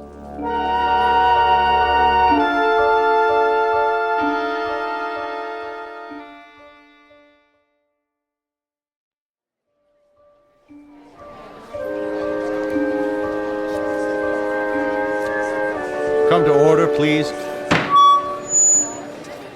Order. This meeting is now in session. Members of the General Assembly, our visitors, the Canamites, have graciously acceded to our request that their representative appear before us to answer further questions. The meeting is now called to order. We will proceed with the first inquiry. Senor Valdez of Argentina is recognized. Please use your microphone. You may remain seated. Why, may I ask, why exactly have you chosen our planet for this visit? It has come to our attention that Earth is plagued by many catastrophes, both natural and unnatural, all of which could be easily prevented. We are here to help you. Recognizing Dr. Denis Levesque, the representative from France. Your question, please. Monsieur Canamet, my government wishes me to ask you, what is the nature of your help? What form will it take? Indeed, if we should choose not to avail ourselves of this assistance you mentioned, your response would be? We will not force anything on you. You may accept only that which you choose. For example, on the morrow, tomorrow, that is, we will demonstrate an alternative power source, molecular in nature, which can supply a form of electricity to entire continents for the cost of a few dollars, or rubles, or pesos, or any other currency. You will find it extremely economical. Mr. Grigori. Mr. Grigori, the Russian delegate, you have the floor. We would like to ask the Canamet directly, man to man, what are its true motives? Are we to assume that your purpose is totally altruistic? That you have an abiding interest in helping others? Are we further to assume that there is nothing beyond this boundless humanity of which you speak? There is nothing ulterior in our motives. You will discover this for yourselves soon enough, by testing the various devices we make available to you. What devices? I think the representative has answered your question. For example, we can show you a simple way to add nitrate to the soil and end famine on Earth. We can demonstrate the principles of a practical force field to cloak each nation with an invisible wall, impenetrable by bombs, missiles, or any other weapons. This will bring international peace for all time, if that is what you want. Of course it is what we want. Of course it is what we want. In return, we ask that you trust us. Only that you trust us.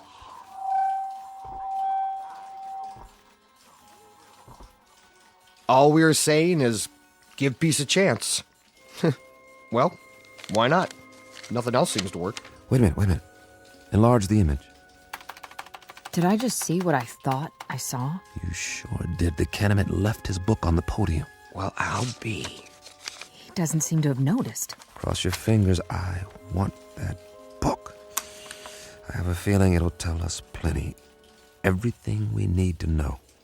If we can decipher it.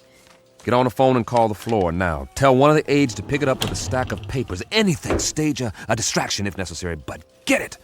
Okay. That book may turn out to be the most important one ever printed. Here or anywhere else in the known universe.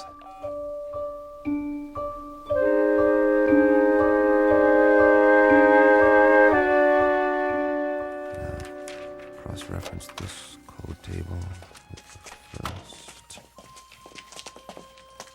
Well, Chambers? I've almost got it, Colonel. What have you got? For starters, a migraine headache. And a bad case of eye strain. We're wasting our time. He can't lick it. Not in 8 hours, I can't, Colonel. It took almost a year to crack the Japanese code in World War II, and they had an army of experts working on it. This is the language of people from outer space, probably 500 times as intelligent as we are and 1,000 times more complex. You need help? All donations gratefully accepted. But, Colonel, I showed this book to everyone on my staff, and I've had a dozen people working on it since late last night. And? You must have some idea. See for yourself. We've tried pretty much everything. Single transposition, double transposition, every method of cryptography there is. Nothing seems to work on these pages. They're more like hieroglyphs, but with no known pictographic references. Is that what they are? Hieroglyphs? They have certain things in common with ancient Egyptian writing, but much more complicated. And we have no Rosetta Stone to decode it, so I can't honestly say whether we're any closer now or if we're still a million miles away. So you can't decipher it? We can keep trying, that's all. Standard, reverse, direct, systematically mixed, keyword mixed, random mixed, reciprocal conjugate, every sequence we can come up with. But I can tell you something right now, Colonel, both of you. This is a tough nut. A real tough nut. If it weren't so important. It must be. That Canamet, or whatever he calls himself, made reference to it every third line in his speech. The White House agrees. If we could understand this book, we might be able to decipher the Canamets themselves. I'm beginning to wonder if they need deciphering. What? Well, they've done all right by us so far. You mean they're demonstrations? As parlor tricks? They don't seem like parlor tricks. That nitrate device they used in Argentina this morning. Now the soil has more vitamins in it than a health food store. That doesn't prove anything. I know that part of the country. It's as barren and fruitless as any place on Earth, and there are actually weeds growing in it now. 6 hours after the nitrate process. And the answer is in this book. It might be. And we might lick it or we might not, but I've got a strange feeling that... That what? That we're looking a gift horse in the mouth, and I've got another funny feeling, too. And that is? That If these canamits are as helpful as I think they are, you two boys will be out of a job, and so will I, in all probability. And very likely so will the whole UN. You won't need armies, or navies, or air forces, or security divisions, or world courts. They'll all be obsolete. Am I to assume, Mr. Chambers, that this is a scientific analysis or just some Kentucky windage? I don't know what it is, Colonel, beyond an instinctive feeling. The same feeling tells me that when everyone on Earth gets enough to eat, when there aren't any more wars or diseases or famines, this world is going to be a Garden of Eden that stretches from pole to pole. Your optimism is refreshing, Mr. Chambers. But for the time being, I consider it a personal favor, not to mention a direct order from the Chief of Staff, that you continue your efforts regardless of how your feelings change. Keep deciphering until you break this code or language or whatever it is, and tell us precisely what the bloody book says. I'll do my best. No promises, though, gentlemen. Now, if you'll let me get back to work. Jim, I think we've... What is it, Pat? We tried a new computer sequence. And? Look at this. We've got the title, anyway. You translated it. Are you sure? What does it say? This is an overlay. Place it over the cover of the book, like a template. Ah, brilliant. You're going to get a promotion out of this. You know that, don't you, Pat? No, it wasn't just me. Well, now, that makes the cheese a little more binding, doesn't it, Colonel? Let me see. It seems that our visitor's little textbook bears a very simple title right here on the cover. Well, what does it mean? What does it look like? I'd call that a fairly altruistic phrase, wouldn't you, Pat? I'd like to. It does seem unambiguous. It certainly does. It's a handbook. That's all. What does it say? Read the title for yourself. To serve man? This book is a set of instructions about how to do exactly what they've said. To help us, to help the world. How much clearer do you want it? They came here to serve man. That was the title of the book, no doubt about it. Pat and the rest of the staff had done it. They had come up with a template that deciphered the symbols on the cover, word for word. It was a place to start, and the most important one. At least we had confirmation of the Canamit's intentions. Everything they had said was quite literally true. They were here for our sake. Of course, not all governments would be as easily persuaded, so at a closed session of the Security Council, our visitor was put to the test. The Pentagon provided credentials so I could attend, and I jumped at the chance. This was one meeting I couldn't afford to miss. If it went according to plan, the world would find out once and for all what, if anything, the Canamites wanted for themselves, and whether the price, if there was one, was something the Earth could afford to pay, though I, for one, didn't expect any surprises. Would you? Never in a million years.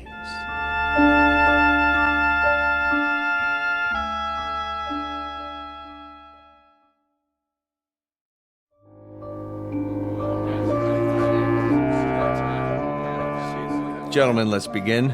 If you'll please be seated. The purpose of this meeting is to acquaint you with certain tests conducted over the past week. At the request of several delegates, and with the full consent of our guests, the Canamites, these tests were photographed and recorded. You may now view the results. The tests were conducted by members of the National Science Academy and witnessed by a team of experts. If you'll watch the monitor at the front of the room. Lights down, please. Begin the tape.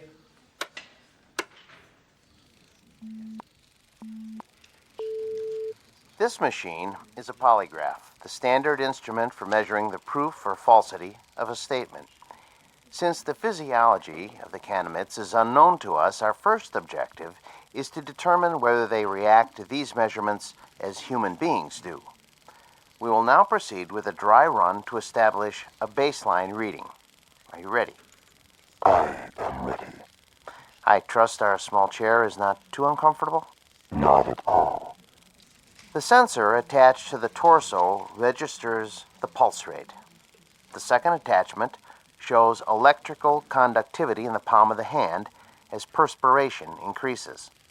And the third connection shows the pattern and intensity of electrical waves emanating from the brain. With human subjects, these readings vary markedly, depending upon whether the subject is speaking the truth. I understand. Then let us begin. And please answer the questions as I instructed you previously. Very well. Regarding the relative size of Canamits and human beings, tell me if you would, which is taller, a human or a Canamit? Humans. I shall now repeat the question. Which is taller than the other, a human or a Canamit? A Canamit. Very good. Next question. How did you come to this planet? We walk. Once more, how did you come to this planet? In a spaceship. Excellent. My colleagues and I are satisfied that the mechanism is effective. Now, I shall ask our distinguished guest to reply to the question put forth by several UN delegates, namely, what is the motive for the Canamits in offering so many gifts to the people of Earth? On my planet, there is a saying. There are more riddles in a stone than in the philosopher's head.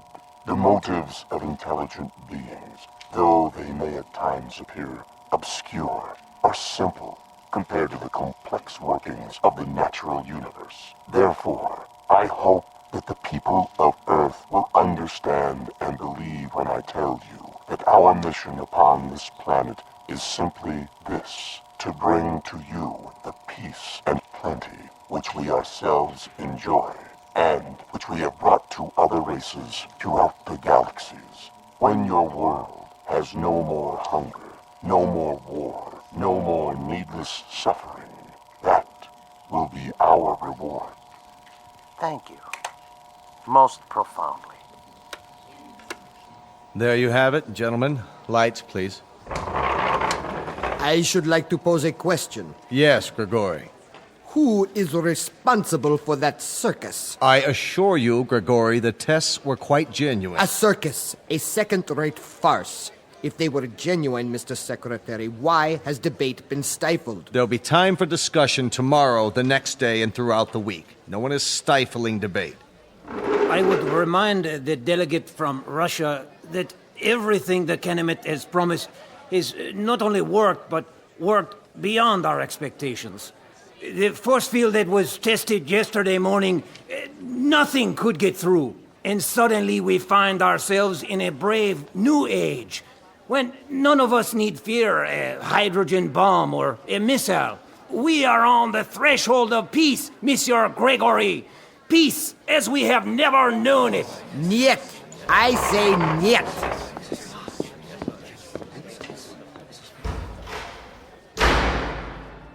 After that, there was no stopping the Canamits. They were everywhere, performing miracles of one sort or another around the world. Famine became a thing of the past as the fertility of arable land increased 100%. The force field proved impervious to any known weapons. Then came a cure for cancer, heart disease, what have you, and all from a simple injection. It's hard to say whether the Canamits enjoyed their role as saviors. Their eyes were so wide apart and set so deep in those big, bland faces that you couldn't read much of an expression. With only a tiny circular hole for a mouth, one that never moved, it was impossible to know what they were thinking because they never spoke. They weren't stern faces, only controlled, placid, almost like kindly masks. And they all looked exactly alike. They sounded the same, two calm, mechanical voices that came out of the translation devices under their robes. And then, one day, we were all out of a job, just as I had predicted.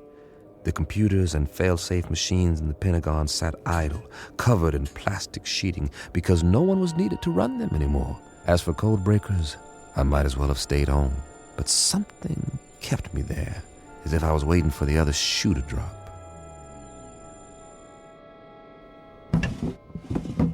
Mr. Chambers? Over here, Pat. I'm going home now, boss. Need me for anything? Like what? This isn't exactly a beehive of activity anymore. You can say that again. The new story of mankind. Nobody needs to decipher anything because, well, there aren't any more codes. Because there aren't any more secret messages. I know. Drink? Well, one for the road, on the house. all right. Odd. What is? I mean, not reading about wars or insurrections or anything anymore. There's a rumor that they're going to disband the United Nations inside of a month. Here you go. The new millennium. Cheers. Cheers. How many Canamits are here? Anybody ever figure it out? A few thousand, I guess. They've got embassies in every country now, and for everyone that comes, 1,000 of us take off on one of their ships. The reciprocal visits they promised. Now that's the odd thing, the ease with which human beings adapt. It's fantastic. One day an astronaut orbits the Earth in a little rinky-dink tin can, and they think it's the biggest moment in the history of mankind. A few years later, they're standing in line waiting to get on a ship that'll take them 1 zillion miles into space, and they act like they're going on a picnic in the country. That's human beings for you. Nothing phases them. Are you going? The exchange program? I'm on one of their waiting lists. What about you, Patty? Oh, I'm on the list, too. The trouble is, their quota fills up 24 hours after they announce a new departure. But while I'm waiting, I may as well continue studying their language. Good idea. Words reflect the values of the people who use them. If we can understand the vocabulary... I've got a fair command of it now. It's not that hard, really. And there are hints. Huh. Of what? The shades of meaning, the nuances. Some of the idioms are quite similar to English. That's how we unlock the title of the book. I'll get through the rest of it one of these days. More power to you. I gave up a month ago. But if I can help you in any way... Sure, boss. Did I say something? If you can help me. That was the phrase, wasn't it? And I meant it. The only thing you can help me with is... Is what? Help me get rid of this knot in my stomach. What are you talking about? One of those nightmares when something's wrong, but you don't know what it is yet. A little bit of the old sixth sense. That tells you what? Just that maybe we should have looked this gift horse in the mouth, after all. For all we know, it could turn out to be a Trojan horse. Oh, I don't think we've got anything to worry about. I'm going where no man has gone before. How can I resist? Relax. I'll tell you all about it when I get back.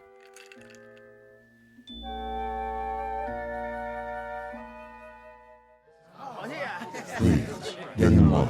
One piece of luggage per person. This way to the loading platform. I'm so excited. I can hardly wait. What do you think it's going to be like?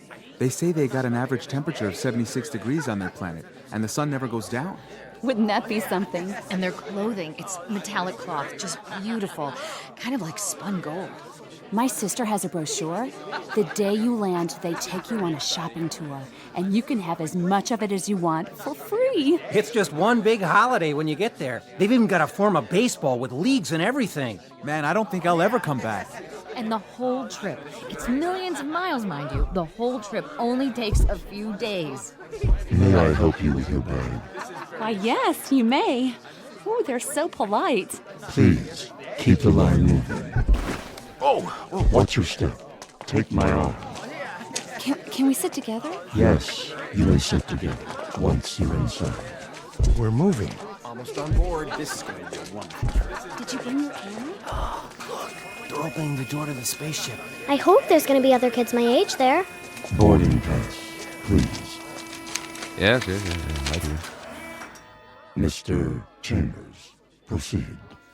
Thank you. Mr. Chambers? Mr. Chambers! Pat, hi. Jim, please. You are just in time to say goodbye. Don't get on. Are you kidding? I've been waiting for 6 weeks. You can refuse. There's still time. Well, don't say that too loud, or there'll be 1,000 people trampling over you to take my place. Get on board, please. Not yet. I'm begging you. What? Whoa, what's wrong with you, Pat? I finally deciphered the book. Hey, that's great. All of it. You're delaying departure. Please continue up the ramp. One moment. Well, Pat? Jim, Jim, the first page is just a collection of English phrases with their own translations. But the rest of the book, the rest of it... Will you move, mister? We're waiting to get on board. Step through the door, sir. Write me about it. I'll have plenty of time to read letters up there. Not as much time as you think. Jim. Now, Mr. Chambers, we must close the hatch. The rest of the book, it's not what you think. The title, To Serve Man, it's a cookbook. What? No, wait, what? Wait! No! A cookbook! A cookbook!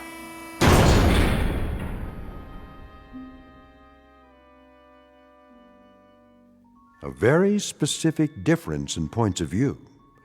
To the wee ones, the little race of tourists known as humans, it's a marvelous adventure, a voyage to outer space, a chance to get away on the greatest vacation ever.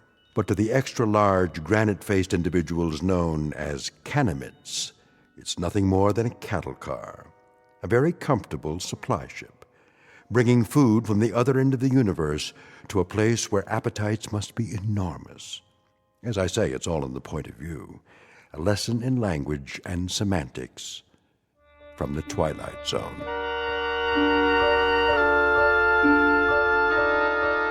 More from the Twilight Zone after this. Hello, I'm Stacy Keach. I hope you're enjoying this edition of the Twilight Zone radio dramas. To learn more about this series, be sure to log on to our official website at twilightzoneradio.com. You'll find special discounts on our Twilight Zone audio collections, listings of our radio stations, links to other websites, and a photo gallery of our recording studio and some of our stars in action. Plus ways to contact us with questions or comments about the show. And for a limited time, when you log on to twilightzoneradio.com, you can send in for a free CD of the show. So be sure to visit us at twilightzoneradio.com.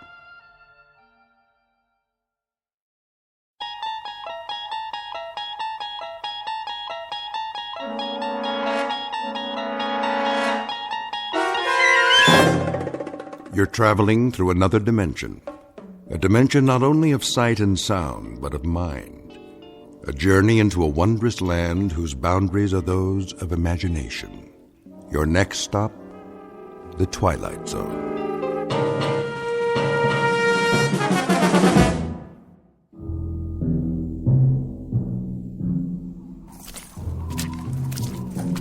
Hey, Perry. Yeah, over here. Find anything?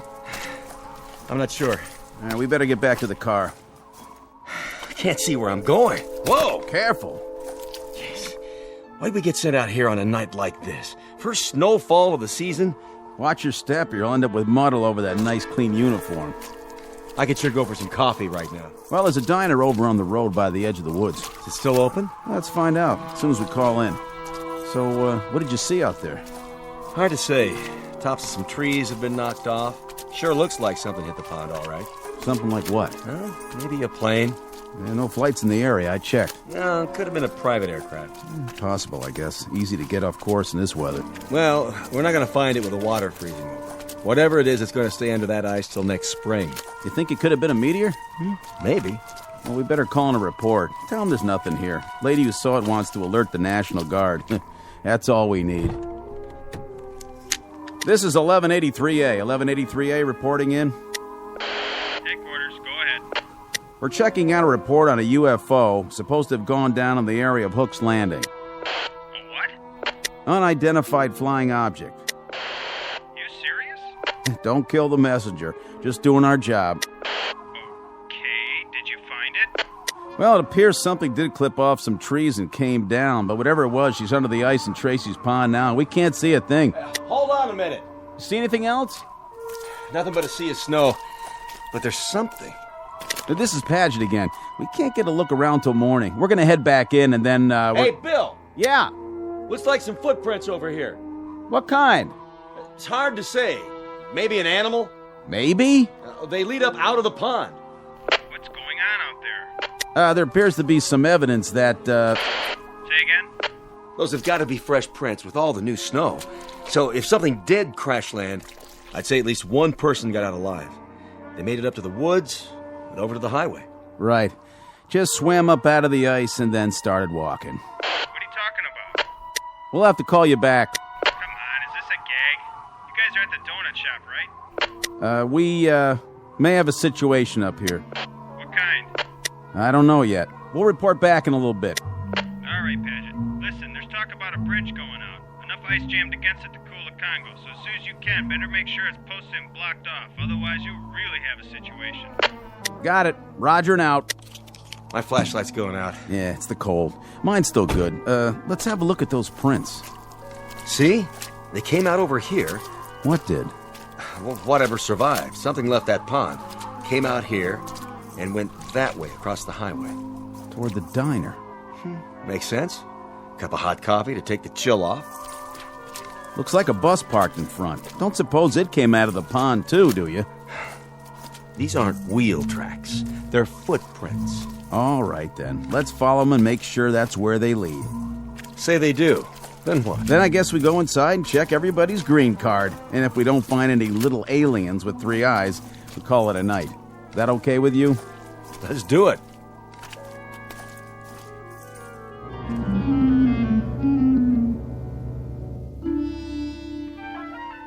Wintry February night. Order of events: 2 state troopers take a report from a frightened woman and note the arrival of an unidentified flying object. Then the checkout you've just heard, as the troopers verify the event but find nothing more enlightening to add, beyond evidence of some strange lights and tracks leading across the highway to a diner. You've heard of trying to find a needle in a haystack? Well, stay with us and you'll be part of an investigating team whose mission is not to find that proverbial needle. No, their task is even harder. They've got to find a Martian in a roadside diner. And you'll search with them, because you've just landed in the middle of the Twilight Zone. And now, The Twilight Zone and our story, Will the Real Martian Please Stand Up? Starring Richard Kind, with Stacy Keach as your narrator.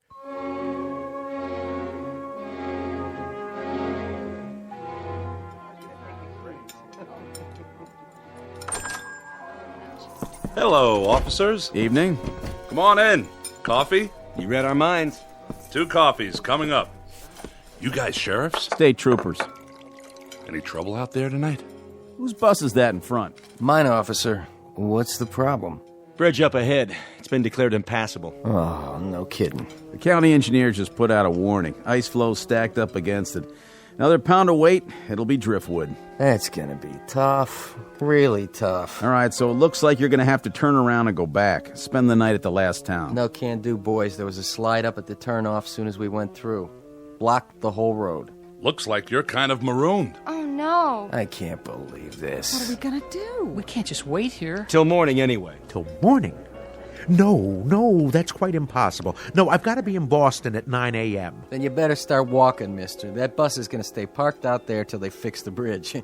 Either that, or hope they drop you some snowshoes. I tell you, it's out of the question. I absolutely must be in Boston. I'll pay extra. Name your price, bus driver. No way. I'm not risking my life or the lives of any of these folks, not to mention that bus out there. Property of the Cayuga Bus Company. Then I'll hire a cab. Where's the telephone? Right there on the wall. But don't waste your dime. Nobody'll drive out here on a night like this, with the snow and all. This is outrageous. Do you know how much money is at risk? Take it easy, mister. That goes for everybody. Better make yourselves comfortable and get some hot food in you. No problem. I can cook up any kind of grub you want. Cheeseburgers, bowl of chili, clam chowder. I even got some nice T-bones in the cold case. Anybody for steak and fries? You the owner? That's me. Haley's Diner. And I'm Haley. At least I was last time I looked. There a motel around here? Not for the next 35 miles. How about a boarding house? Anything? Nope. This is it. What are we gonna do, George? Will the bridge be open by the morning? I can't guarantee it. Afraid you'll just have to take your chances. Oh, that's just great. That's really swell. You get comfortable, eat some grub. That's precious little consolation for my meeting in Boston. Calm down. We're all in this together. Why don't you just have a seat like everyone else? Oh, this is quite a bus line you work for. They don't care much about keeping a schedule.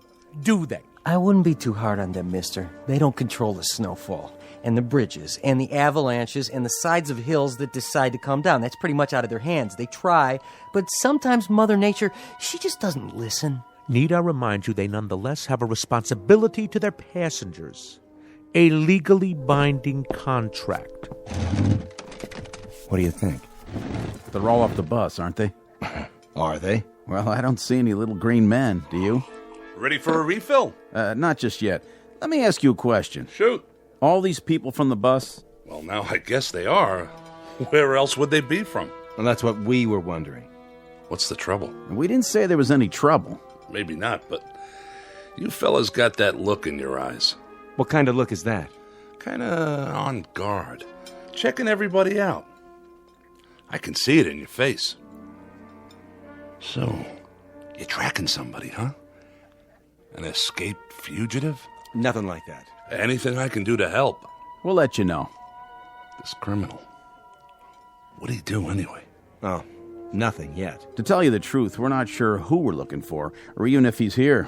So it is a he? Come on, Perry, finish your coffee. We better get a move on. How many people got off the bus? Take a look. The gang's all here. You saw them come in? Sure did. You there, driver. Yeah, officer? You have a passenger manifest? A passenger manifest? Well, what do you think I got parked out there, a 707? Just answer the question. Mister, that's a 14-year-old bus, and business is lousy. Personally, I think my boss would run rum across the border if there was enough money in it. Me, I wouldn't do that, of course, because it's against the law. Besides, I'd get caught. But for now, we don't ask the passengers any questions. We take their fares, kiss them on the cheek, and help them on and off. We're glad to have them, with or without names. You know how many you had, though? Yes, sir, that I do know. How many? 6, unless one of them fell out a window when we hit a bump. I picked up 6, and I'm supposed to deliver 6. That's what they pay me for. And you don't have any kind of list. In that case, we might have a little bit of a problem. What's that? I count 7, besides Haley and the driver. Me too. So if nobody fell out, somebody must have jumped in. Wait a minute. The young couple in the booth. Those 2 retired folks. The lady at the table with the fake fur coat. This isn't fake, honey. It costs plenty. Sorry, miss. Then there's Mr. Boston, Big Shot, and the old guy at the counter. 7. You're right. It's funny. I know I only had 6. Anybody in here before the bus stopped? Nope. I haven't served anybody since 11 this morning. What a day, huh? Then the bus pulls up and these folks get off. You saw that? Yep. I saw them walk in, all together. Where else would they come from? Say, is this a trick question? They did. This place was empty when we came in. Then how do you account for 7 people? Well, that sure beats me. So that means one of them didn't get off.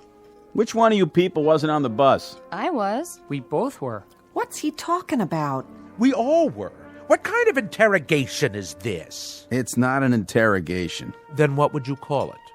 A police grilling? A lineup? Or are you fishing for something else?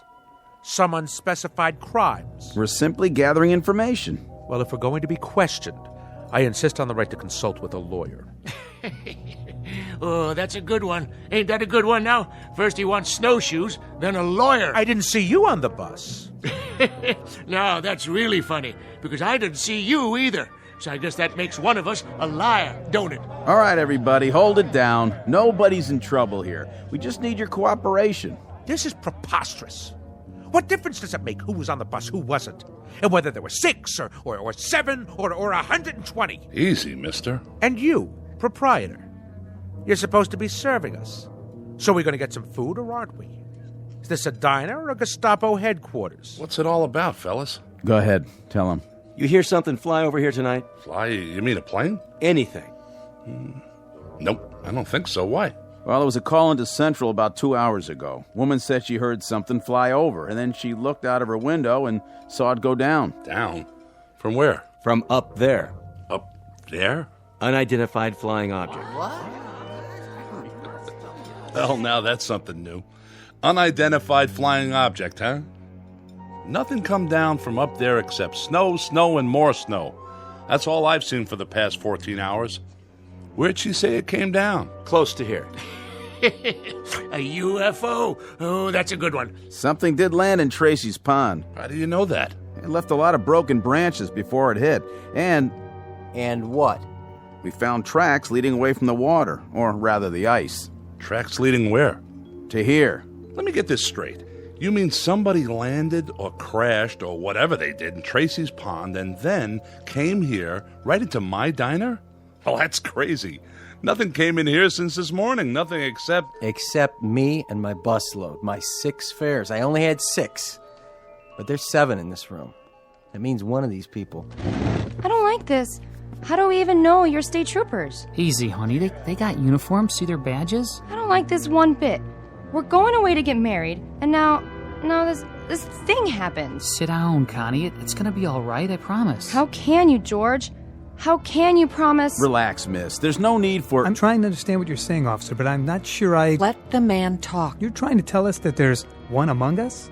We don't know which one, mind you, who landed in some kind of flying saucer and then joined us, infiltrated the group, and then slipped into the diner right alongside us? Do I understand you correctly? Came in here with us, but that's not possible. We would have seen him. Not necessarily. Do you remember who you were sitting next to? Why, I wasn't sitting next to anyone. I was all the way in back, trying to take a nap. Well, there you go then. It's snowing and dark, and we climbed out of the bus with our eyes closed because of the snowfall. Anyone could have come in with us, and we wouldn't have noticed. But you were all together on the bus. Some of you must have noticed who the other passengers were. That doesn't cut much ice. They loaded up in the snow down at Hook's Landing. How long ago was that? How long? Let's see. We left the landing 3 hours and 12 minutes ago. And to tell you the truth, I don't remember who got on. All I know is there was an even half dozen. Just like a real science fiction story. That's what she is. Like a regular Ray Bradbury. 6 humans and 1 monster, all the way from outer space. Wonder if it came from Mars or from Venus. Oh, why don't you keep quiet? What about you, fella? You wouldn't happen to have an eye in the back of your head, would you? I find you insufferable, sir. Do you know that? And you ain't no prize yourself. Well, what do you do now? Line us up for a strip search? Nobody said anything about a search. Good, because there's a little matter of civil liberties. Without reasonable cause, you have no right to ask anything beyond identification. And more than that, you're skating on thin ice, legally speaking. Very thin ice indeed, sir. Well, go ahead. I'm a dancer. I don't have a whole lot to hide. I usually get paid to take off my clothes. But if that's what you want... Look, lady, this isn't exactly par for our course either. We go off on an awful lot of nutty assignments, but this one... Then let me make it easy for you. I work a lot of clubs, and I know how to spot people. Go ahead. You pair off the couples. Since it's just one person who doesn't belong here, that eliminates the couples. Sounds logical. Whew, I guess that means we're in the clear. Cross us off. We're 2 of the humans. And us too. Yes, George. My wife and I were exonerated. Connie? Connie, what's the matter? Nothing. Yes, there is. What are you looking at me like that for? I could have sworn... Sworn what? That you had a mole on your chin. A mole? Connie, I've never had a mole on my chin. You did too. Honey, I did not. I can tell you what's happening now. We're all going to get so panicky that everybody and his brother will start picking up invisible clues from everybody else. This stuff is nonsense. It certainly is nonsense. If a husband and wife suddenly start to wonder whether the husband really is the husband or the wife is really... When did you start turning so gray? Now, wait a minute. I think 23 years is long enough for a woman to figure out who she's married to. So stop looking at me like that. Oh, this is rich. I love this. Better than a horror movie. He don't know who she is, she don't know who he is. And as for you, Miss Fur Coat, we don't know who you are. And that big-talking lemon sucker over there, he's the most suspicious of the bunch. What's happening? That jukebox. It started up by itself. Who did that? Nobody was anywhere near it. That ever happened before? Not unless you put a quarter in it. The lights! What's wrong with the lights? Somebody turn the lights back on.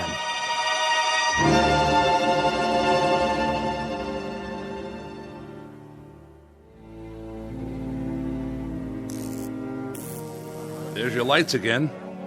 Just gotta be patient is all. This happened a lot, does it? Not till now. Must have been the storm.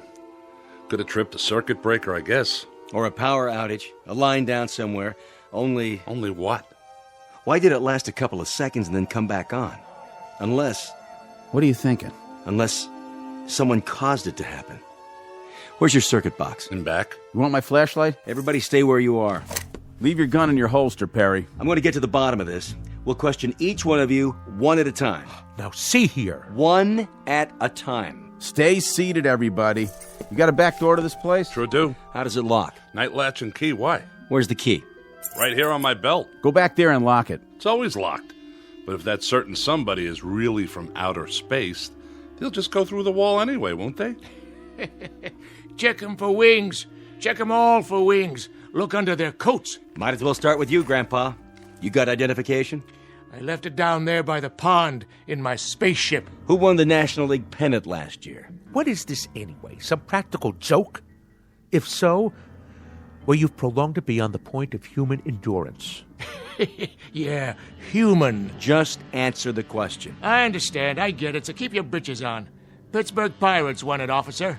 And then they took 4 out of 7 from the Yankees. That's right. Sharp boys, those two. Real sharp. Didn't figure a Martian would know anything about the great American pastime, did you? You got identification, miss? No, I don't. As a matter of fact, I left my wallet. I left my wallet with my suitcase. And where's that? On the bus?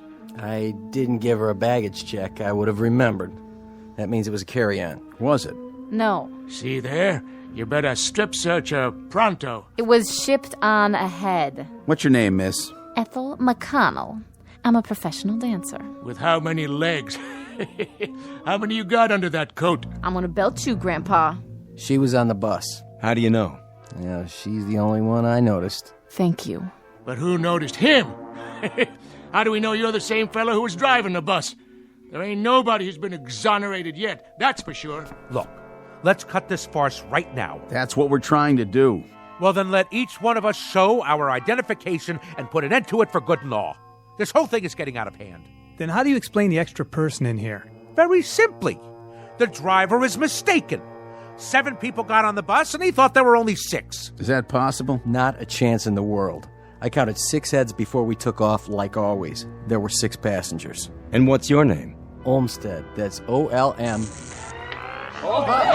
Hey! Who's doing that? Never happened before, I swear. Oh, I can't stand this. Connie, please, sit down. I mean it. I can't. Getting upset isn't going to help matters. What if it were invisible? Sit down, please. What if there were something in here from that pond? Oh, Connie. What if there were, but we couldn't see it? I said, sit down. Hey, I'll see to her, officer. Honey, calm down. Why is he taking his gun out? Easy, Perry. I think it's time for a look around. All right, folks. We may have a good laugh about all this in the morning, but for the time being, do the smart thing. Everybody just stay where you are. My partner's going to check the grounds. And please, nobody do anything foolish, like trying to leave. I'll be right outside the door.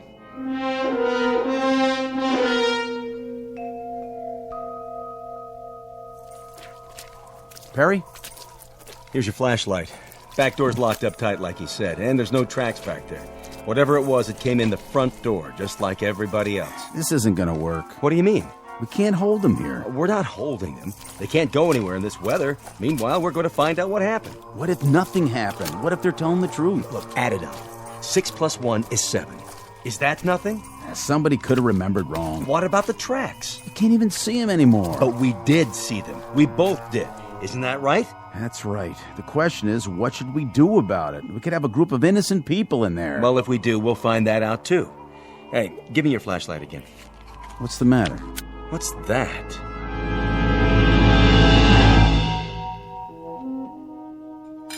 Here you go, miss. 1 New York steak.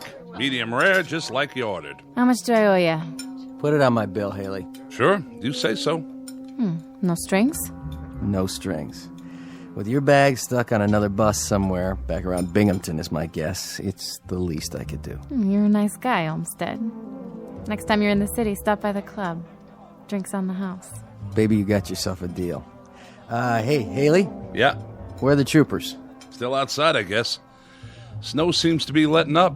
Say, you didn't pull that gag, did you? The business about the lights and the jukebox starting up. Not me. I'm strictly short orders and pay my taxes to Uncle Sam. I don't know anything about science fiction.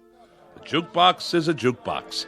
And if the blamed thing feels like starting up on its own, you'd better go call an electrician. Don't have to do that. Just take me to your leader.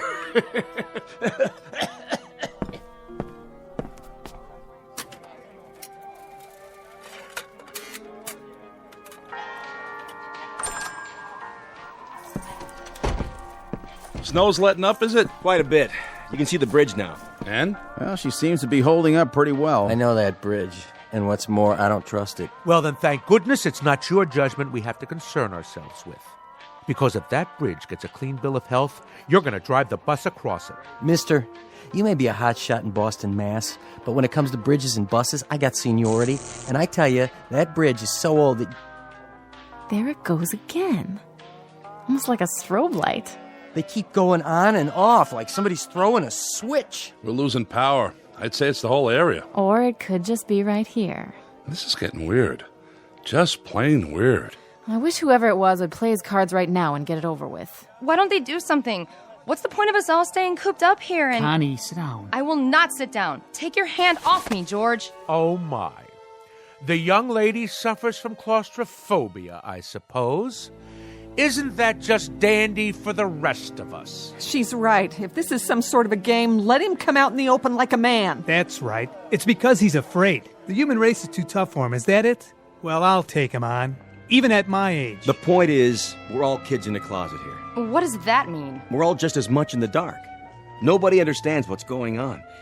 But it happens to be a fact that if it was some kind of saucer that landed in the pond, and if he did come in here, I think it would be a real healthy idea if we pinpointed that particular somebody and kept him from leaving. That makes sense. I think that girl might have the right idea. Maybe whoever it is invisible. Maybe he's just playing around, cat and mouse. Oh, please. That's utter nonsense. It's as good an explanation as any I've heard. But what if the thing doesn't show itself? Do we just sit around here holding our breaths?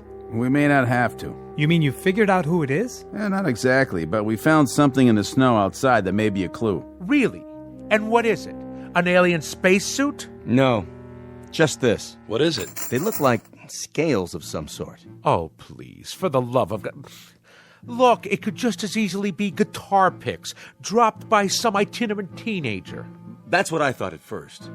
But it turns out there are a lot of them outside, scattered in the snow. Mostly under the snow by now. They sparkle when they catch the light, like fish scales. Trail leads across the highway, from the pond, straight to here. So this is the first hard evidence we have. I'm sorry to tell you this, but I'm afraid it's true. Someone in this diner is not what they appear to be.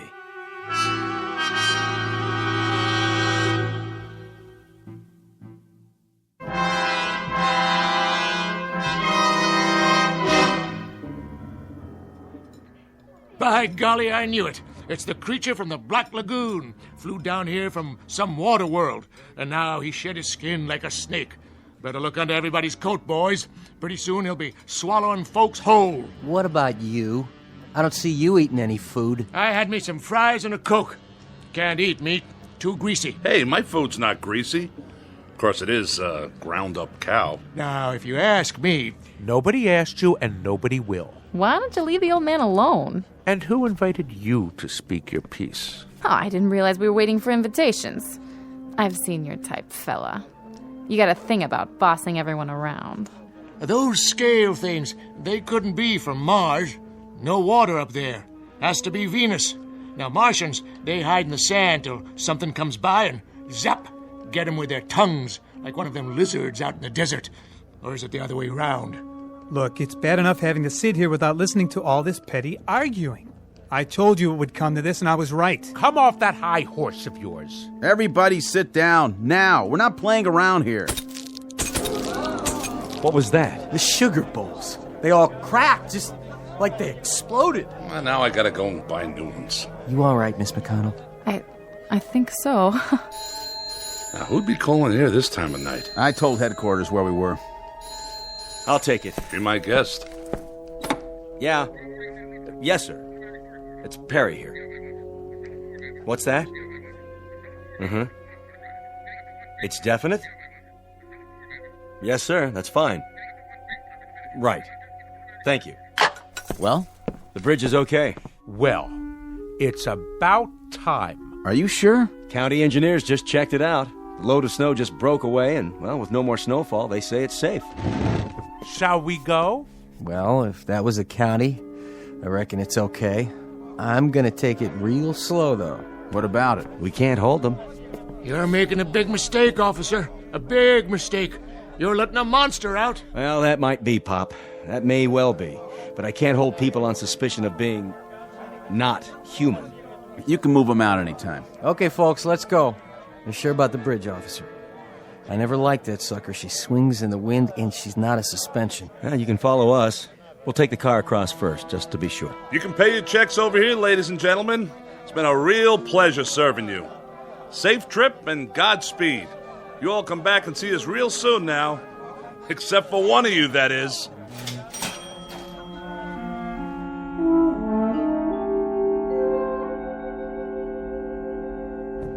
Yeah, that's it then. Just like that. What was it all for, anyway? It's just part of the job, to protect and to serve. I sure hope they're going to make it safe and sound. I feel like we should follow them. Well, as soon as they cross the county line, they're out of our jurisdiction. All we can do now is lead them across the bridge and hope for the best. Whatever happens after that, it's out of our hands. Yeah. But I still got that feeling, you know? What feeling? Like I'm waiting for the other shoe to drop.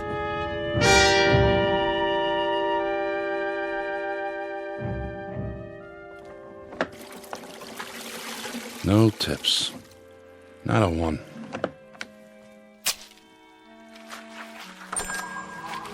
We're closed.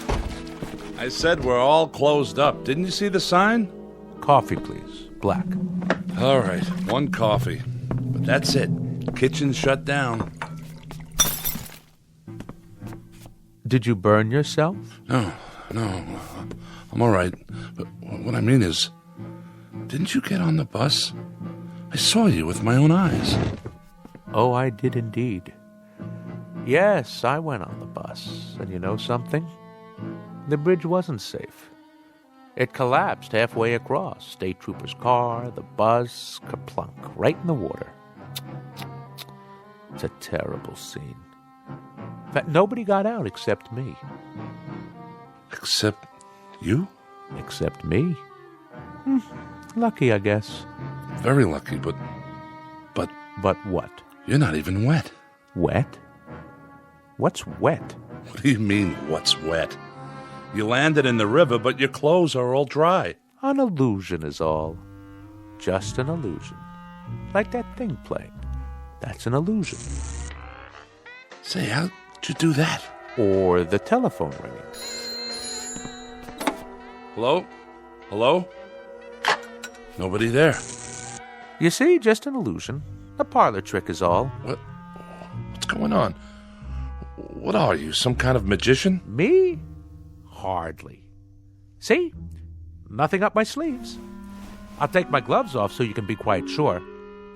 Do you have a match by any chance? Your hands, you've got scales all over your skin. Well, what do you know? Before you faint dead away, I might as well tell you. The name really isn't Ross, and I wasn't really going to Boston. Actually, I've been sent down as an advance scout. You know, these, what do you call these? These cigarettes? Oh, they taste wonderful. We don't have a thing like this on Mars. No kidding. That, incidentally, is where I'm from. We're beginning to colonize, and my friends, who will be arriving shortly, I think they're going to like it here. It's a lovely area, so homey, so off the beaten track. Just the place to start a colony. Don't you agree, Mr. Haley? I don't mind. I have a little waiting to do myself. You see, Mr. Ross... excuse me.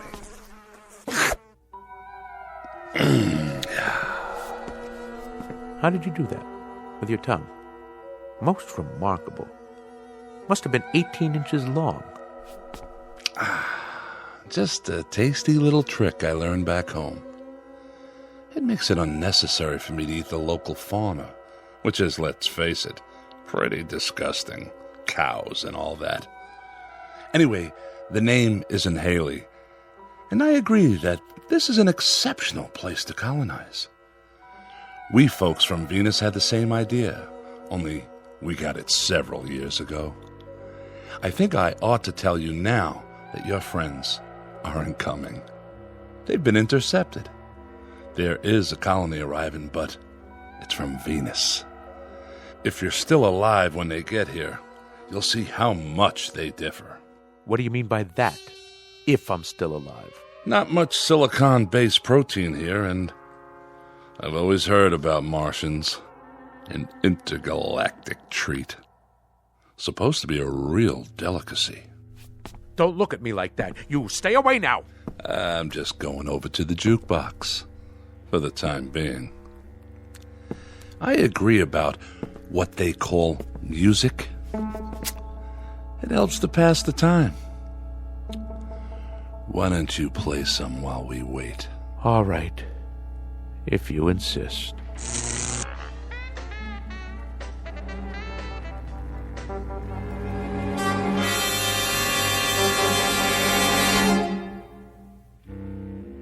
Incident on a small outpost of civilization, to be believed or disbelieved, depending on your frame of reference, your imagination, and whether or not you're from Mars, Venus, or Missouri. But no matter the degree of your skepticism, if a sour-faced dandy named Ross, who looks like a stocks and bonds salesman, or a big, good-natured counterman who handles a spatula as if he'd been born with one in his mouth, if either one of these two entities walks onto your premises, you'd better hold his hand, scales and all, or watch his words, especially that long, sticky tongue of his. Because the gentleman in question just might try to colonize you, or at least take you with them on a one-way trip into the Twilight Zone. More from the Twilight Zone after this.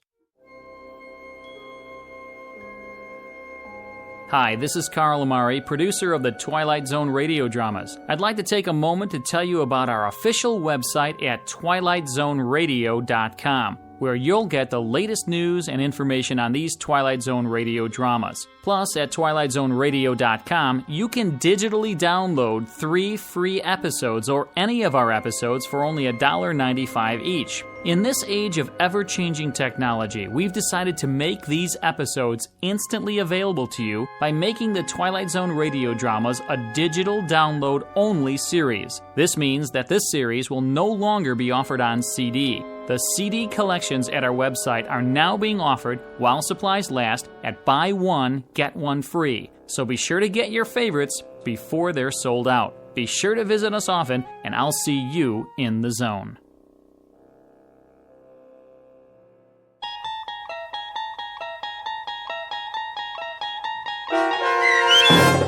Will the Real Martian Please Stand Up, starring Richard Kind, with Stacy Keach as your narrator, was adapted for radio by Chaz Holloway and Dennis Etchison, and based on a script by Rod Serling. Heard in the cast were Mike Starr, David Darlow, Brooke Sanford, Doug James, Jeff Lupetin, Kurt Nabig, Meg Thalkin, Lynn Foley, Carl Amari, Sarah Marks, and Roger Wolski. To learn more about the Twilight Zone radio dramas and to obtain audio cassettes and CDs of these programs, visit our website at twilightzoneradio.com. The producers of The Twilight Zone wish to thank CBS Enterprises, Carol Serling, Dennis Etchison, Dick Brescia Associates, Claire Simon Casting, Terry Jennings, XM Satellite Radio, Sirius Satellite Radio, our sponsors and our radio affiliates for helping make this series possible. This copyrighted radio series is produced and directed by Carl Amari and Roger Wolski for Falcon Picture Group. Doug James speaking.